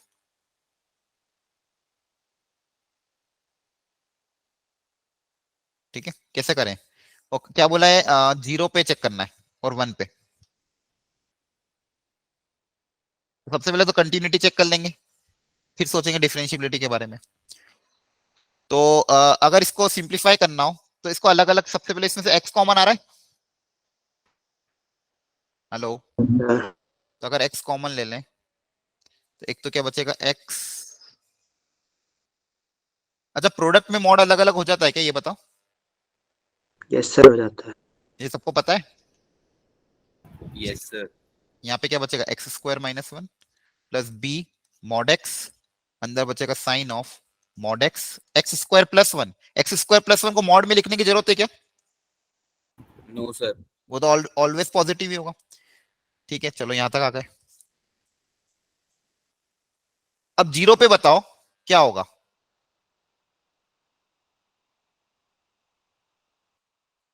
कर लोगे सॉल्व इसको घर पे, 0 और 1 पे? Yes sir. ठीक है, चलो घर पे ट्राई कर लेना। सर ये सिंपल उसी फॉर्मूले से है जो अभी हमने पीछे लिखा। हाँ, वो फॉर्मूले से भी हो जाएगा, कोई दिक्कत नहीं। और अगर मान लो डायरेक्ट कंटिन्यूटी दिख रही तो पहले वही देख लेना, ताकि मान लो डिसकंटिन्यूस आ गया तो नॉन डिफरेंशिएबल आ जाएगा। ठीक है, आ रहा है समझ में? Yes sir. ठीक है, तो कंटिन्यूटी देखना आसान है, तो मान लो नहीं दिख पा रहा है, टफ लग रहा है, तो फिर डायरेक्ट फॉर्मूला अप्लाई कर देना। ठीक है, मैं कोशिश करूंगा इसका सॉल्यूशन आपको अभी क्लास नोट्स में भेज दूं। ठीक है, ताकि आप जितने भी क्वेश्चन ये बच्चे हुए आप घर पे ट्राई करके इनका सॉल्यूशन देख लेना। तो देखो, आज की क्लास में हमने काफी क्वेश्चन अटेम्प्ट किए, मैच द कॉलम भी देखा, ये भी देखे, ये उसके पहले भी क्वेश्चन दिए, 2 क्वेश्चन आपको मैंने होमवर्क में दिए, आधा करवा के सॉल्व करवा के, और एक जो क्वेश्चन जिसपे हम अटक रहे थे उसका सॉल्यूशन मैं भेज दूंगा आपको। ठीक है, तो बस यही है कि आप घर पे जाके ये बच्चे हुए क्वेश्चन को होमवर्क जो है इनको ट्राई कर लेना, इनके सॉल्यूशन में ग्रुप में आपको भेज दूंगा। ठीक है, तो आपका ये टॉपिक आज कंप्लीट हो जाएगा। अच्छा, दूसरी चीज, मैंने आपके साथ वो शेड्यूल शेयर किया था, देखा था आपने? Yes sir. ठीक है, अब से आपका टाइमिंग चेंज नहीं होगा, ये सिर्फ आज संडे के चक्कर में चेंज हो गया था और कल ईद थी इसलिए प्रॉब्लम आ गई थी। अब वीकली आपका स्मूथली चलेगा। जो टाइमिंग आपको बता दिया है, इनकेस अगर किसी टीचर को इमरजेंसी आ जाती है, कुछ ज्यादा ही प्रॉब्लम आ जाती है, तो जाके चेंज होगा, बाकी तब कोई दिक्कत नहीं है। ठीक है, मॉर्निंग में अपना मैथ्स होगा, उसके बाद लगेज आपका केमिस्ट्री, और इवनिंग की क्लास में आपका फिजिक्स होगा। ठीक है, और अच्छा, मैथ्स में सबसे पहले तो मुझे मैथ्स में बताओ, ये अपन जो कर रहे हैं आपको क्या लग रहा है कि इसमें कहीं दिक्कत आ रही है, या फिर आपको लग रहा है सर ये चेंज करो, क्वेश्चन सॉल्व करने के लिए मैं टाइम कम दे पा रहा हूँ, तो वो बताओ। और इसको अपन कैसे बेहतर बना सकते हैं? सर क्लास थोड़ी आधा घंटा एक्सटेंड हो सकती है। ठीक है, मैथ्स की मैं कोशिश करता हूँ कल आधे घंटे एक्सटेंड करें, 2 घंटे कर देंगे। और कोई बताओ, मैथ्स को और कैसे इंप्रूव करें, ताकि आपको और क्या ज्यादा अच्छा लगेगा इसमें, अगर मैथ्स में और हम क्या अच्छा कर सकते हैं? मतलब मैं आपको, अच्छा मुझे ये बताओ, मुझे एक जेन्युइन सजेशन देना। मैं क्वेश्चन तुम्हें देता हूँ तो तुम क्या मतलब उसमें एक्चुअली देखो, कुछ क्वेश्चन जो होते हैं उसमें या तो आप पूरा पूरा सॉल्व तो नहीं कर पाओ, लेकिन मिलके या तो अपन सॉल्व करते हैं, इस तरह से जो चल रहा है सही चल रहा है, या फिर मैं आपको क्वेश्चन और टाइम दूं सॉल्व करने के लिए, फिर अपन उसको सॉल्व। नहीं सर, यही सही है। ये वाला जो है सही चल रहा है सही, ठीक है। मुझे कहीं ना कहीं ऐसा सर लगा, बट आज के ना पता नहीं। काफी सारे हाँ बताओ। ज्यादातर ना सिमिलर टाइप के लगे, मतलब सब में जी अच्छा, आज के क्वेश्चन सिमिलर लगे आपको क्या? राइटिंग थोड़ी ज्यादा हो गई तो सही रहता। हाँ, एक्चुअली इस प्रॉब्लम क्या है ना, इस चैप्टर में यही है। आप अगर देखोगे ना, मैंने सारे पीवाईक्यू लिए हैं और इस तरह के क्वेश्चन लिए हैं। इसमें इतना ज्यादा है नहीं कि अपन कुछ, अल्टीमेटली आपको कंटिन्यूटी डिफरेंशिएबिलिटी में देगा क्या, greatest integer mod fractional part इसी में घुसाएगा ना। इसको मिक्स करके ही क्वेश्चन ज्यादातर बनते हैं, क्योंकि यहीं पे फंक्शन आपका क्या होता है, ब्रेक होता है, modulus function, greatest integer, fractional part. तो इसलिए ये घुमा फिरा के वहीं पे देखा ग्राफिकल क्वेश्चन। ठीक है, आज मैंने आपके साथ एक मॉड्यूल शेयर करी है, उस मॉड्यूल में आप पीवाईक्यू और एक बार देख लेना। ठीक है, उस पीवाईक्यू में भी आपको लग रहा हो कि कोई क्वेश्चन जो आपसे नहीं बन रहा हो, तो वो भी आप ग्रुप में पोस्ट करना कि सर ये वाला क्वेश्चन, उसका फोटो भेज देना, इस क्वेश्चन का सॉल्यूशन नहीं आ रहा है। अच्छा, एक चीज और, जो मैंने आपको पेपर दिया था, याद है? लिमिट कंटिन्यू डिफरेंशिएबिलिटी पे पेपर दिया था आपको, पेपर उसका सॉल्यूशन दिया था। ठीक है, तो उसको भी आज आप वापस रीअटेम्प्ट करने की कोशिश करना, हो सकता है उस समय क्वेश्चन ना हुए, तो हो सकता है आज हो जाए। ठीक है, तो उनको रीअटेम्प्ट करने की वापस से कोशिश करना, फिर भी अगर उसमें से कोई लगता है कोई क्वेश्चन जिसका सॉल्यूशन समझ में नहीं आ रहा है, वो ग्रुप पे डाल देना। Okay sir. हाँ, और कोई दिक्कत जल्दी बताओ। सर आज जो आपने फर्स्ट क्वेश्चन कराया था ना, बस उसी में मेरा डाउट था एक छोटा सा। फर्स्ट क्वेश्चन में? अच्छा, नहीं एज सच क्लास में और क्या आपको लग रहा है ठीक चल रहा है क्या, मतलब पता नहीं कि कुछ भी हो रहा है, क्वेश्चन कैसे चल रहे हैं क्या नहीं चल रहे हैं? नहीं सर, बस सब कुछ ठीक है, बस मैथ्स का क्लास थोड़ा एक्सटेंड हो जाए तो ठीक। ठीक है, मैथ्स को मैं एक्सटेंड कर दूंगा। अल्टीमेटली देखो मेन गोल क्या है मालूम, सही बताऊं तो मेरा जो अप्रोच रहता है कि आप क्वेश्चन के साथ धीरे धीरे कंफर्टेबल होते जाओ। मैंने आपको जानबूझ के आज जो अपन क्वेश्चन ले रहे थे उसमें आपको जैसे कुछ कुछ क्वेश्चन जो दिखने में बहुत अजीब दिखते हैं, फिर अल्टीमेटली मैं आपको थोड़ी सी कुछ में हिंट ट्रिक्स बता देता हूँ, आपको लगता है अरे हाँ ये क्वेश्चन इजीली सॉल्व हो गया। तो इसी तरह से आप धीरे धीरे धीरे धीरे घर पे भी प्रैक्टिस करो और कॉन्फिडेंस डेवलप करो। इन्हीं क्वेश्चन को रिपीट कर घर पे सॉल्व करोगे ना तो भी अपने आप में बहुत बड़ा कॉन्फिडेंस डेवलप हो जाएगा, क्योंकि इनको सॉल्व करके फाइनल आंसर तक पहुंचना वो भी बहुत बड़ी बात है। तो आज घर जाके आप जब इनको नोट्स को मैं भेजता हूँ तो उनको आपको री अटेम्प्ट जरूर करना है, ठीक है? उनको री अटेम्प्ट करके अगर आप सॉल्व भी कर लोगे ना, आपकी यही मेन तैयारी है। क्योंकि क्वेश्चन जो लिए जा रहे हैं अच्छे इलस्ट्रेशन है, पीवाईक्यू इसमें कवर हो रहे हैं आपके पास, अब टाइम बच जाता तो आप बच्चे हुए पीवाईक्यू कवर कर लो तो ये चैप्टर एंड हो जाएगा। तो अल्टीमेटली आपको देखो अगली ये तो 3 क्लास में अपने क्या करा, लिमिट, कंटिन्यूटी एंड डिफरेंशियल, थोड़ा बहुत आइडिया लगा होगा कि कैसे क्वेश्चन आ रहे, कैसे हम अटेम्प्ट कर सकते हैं। आया कि नहीं आया? Yes sir. आया ना? तो अल्टीमेटली आप एग्जाम में अटेम्प्ट कर सकते हो। अब आपको दिमाग में ये डर नहीं रहेगा कि नहीं यार, और कहीं ना कहीं थोड़ा सा ये भी आप कॉन्फिडेंस खुद में डेवलप करना कि लिमिट का क्वेश्चन अगर आता है, कंटिन्यूटी डिफरेंशियबिलिटी का क्वेश्चन आता है, उसको ट्राई तो करके आऊंगा मैं।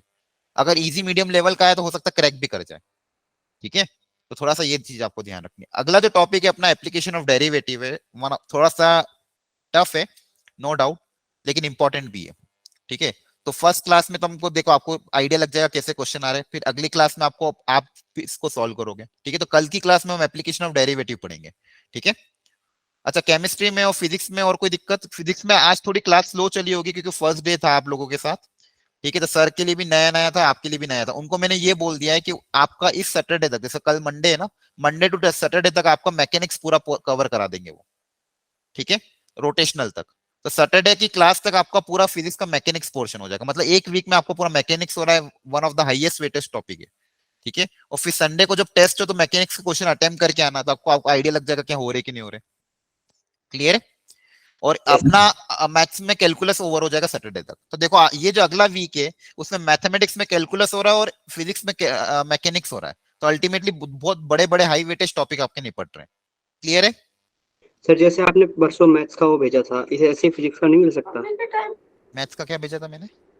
पेपर भेजा था ना अभी आपने संडे हाँ, वाला। अब फिजिक्स का आपको पहले पढ़ आपके 1-2 टॉपिक हो जाए ना, फिर भेज दूंगा मैं। केमिस्ट्री में तो आपका आई थिंक 2 लेक्चर हो गए थे इसलिए मैंने भेज दिया था। फिजिक्स में तो आपका एक ही लेक्चर हुआ था ना, वैसे मैं फिजिक्स का भी भेज दूंगा, मुझे याद दिला दिया करो बस। जो भी रिक्वायरमेंट आपको हो ना ग्रुप पे पोस्ट कर दो। प्रैक्टिस क्वेश्चन चाहिए, पीवाईक्यू चाहिए, मॉड्यूल चाहिए, समझ में आ रहा है? Yes sir. हाँ, और कुछ? अच्छा, 1 तारीख से आपकी है ना जो जेएनवी करके स्कूल है उनके साथ उन बच्चों के साथ भी आप मर्ज हो जाओगे, तो काफी अच्छे बच्चे हैं। तो आप मिलके जब चीजों को सॉल्व करोगे, एक दूसरे के आइडिया एक्सचेंज करोगे, तो आपको और ज्यादा मजा आएगा। अगला जो वीक होगा आपका 1 मई, उसमें जेएनवी के भी बच्चे आएंगे। तो उसमें आप ये वीक अटेंड करके देखो आपको फिजिक्स के सर कैसे लगते हैं। अगर इनके साथ आप कंफर्टेबल हो जाएंगे, आपको लग रहा है कि नहीं अच्छा पढ़ा रहे, 1 वीक का उनको ये चांस देख ले, तो अगले 2-3 लेक्चर में मुझे बता देना, ज्यादा गड़बड़ी तो बता देना, ठीक है? वैसे वो पढ़ा रहे हैं ऑलरेडी, एडवांस वो पढ़ाते भी हैं, लेकिन आज फर्स्ट लेक्चर था थोड़ा स्लो था क्योंकि वो कंफर्टेबल हो रहे थे आप लोगों के साथ, वो देख रहे थे भी बच्चे कैसे, उनको भी अच्छा लगा। मैंने उनको बोल दिया कल से वो थोड़ा सा फास्ट पढ़ाएंगे और ज्यादा से ज्यादा क्वेश्चन कवर करने की कोशिश करेंगे। क्लियर है?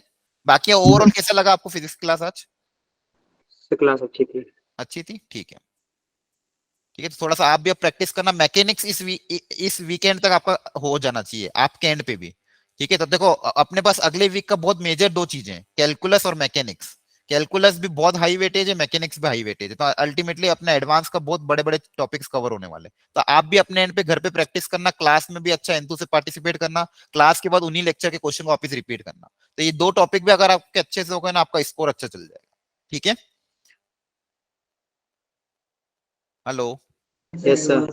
ठीक है, और किसी को कोई दिक्कत आ रही है? बोलो बच्चों। सर पर थोड़ा डाउट था। ठीक है, ठीक। डाउट्स आप भेज दो ग्रुप पे, ठीक है? आपका ग्रुप पे से भी ओपन मैसेज है तो आप डाल सकते हो। क्लियर है? अपने सर ग्रुप, वैसे ही सिंपल सा छोटा सा डाउट था। हाँ ग्रुप पे सेंड कर देना जो भी दिक्कत है। सर ग्रुप पे वैसे नहीं है, मतलब आप बता दो तो ज्यादा ठीक होगा। ग्राफ में वो डिसकंटिन्यूअस पॉइंट कैसे देखते हो अच्छा, नहीं आप करते। आज की क्लास की बात कर रहे हो क्या? मेरे को लगा नॉर्मल जनरलाइज कर रहे हो। ठीक है, आपको मैं बताता हूँ। और बाकी लोगों को किसी को कोई दिक्कत है क्या? Anyone else?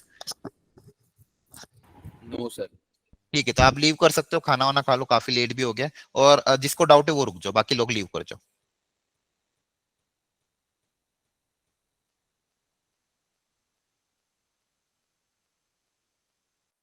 हाँ बताओ, यहाँ पे कहाँ पे दिक्कत थी?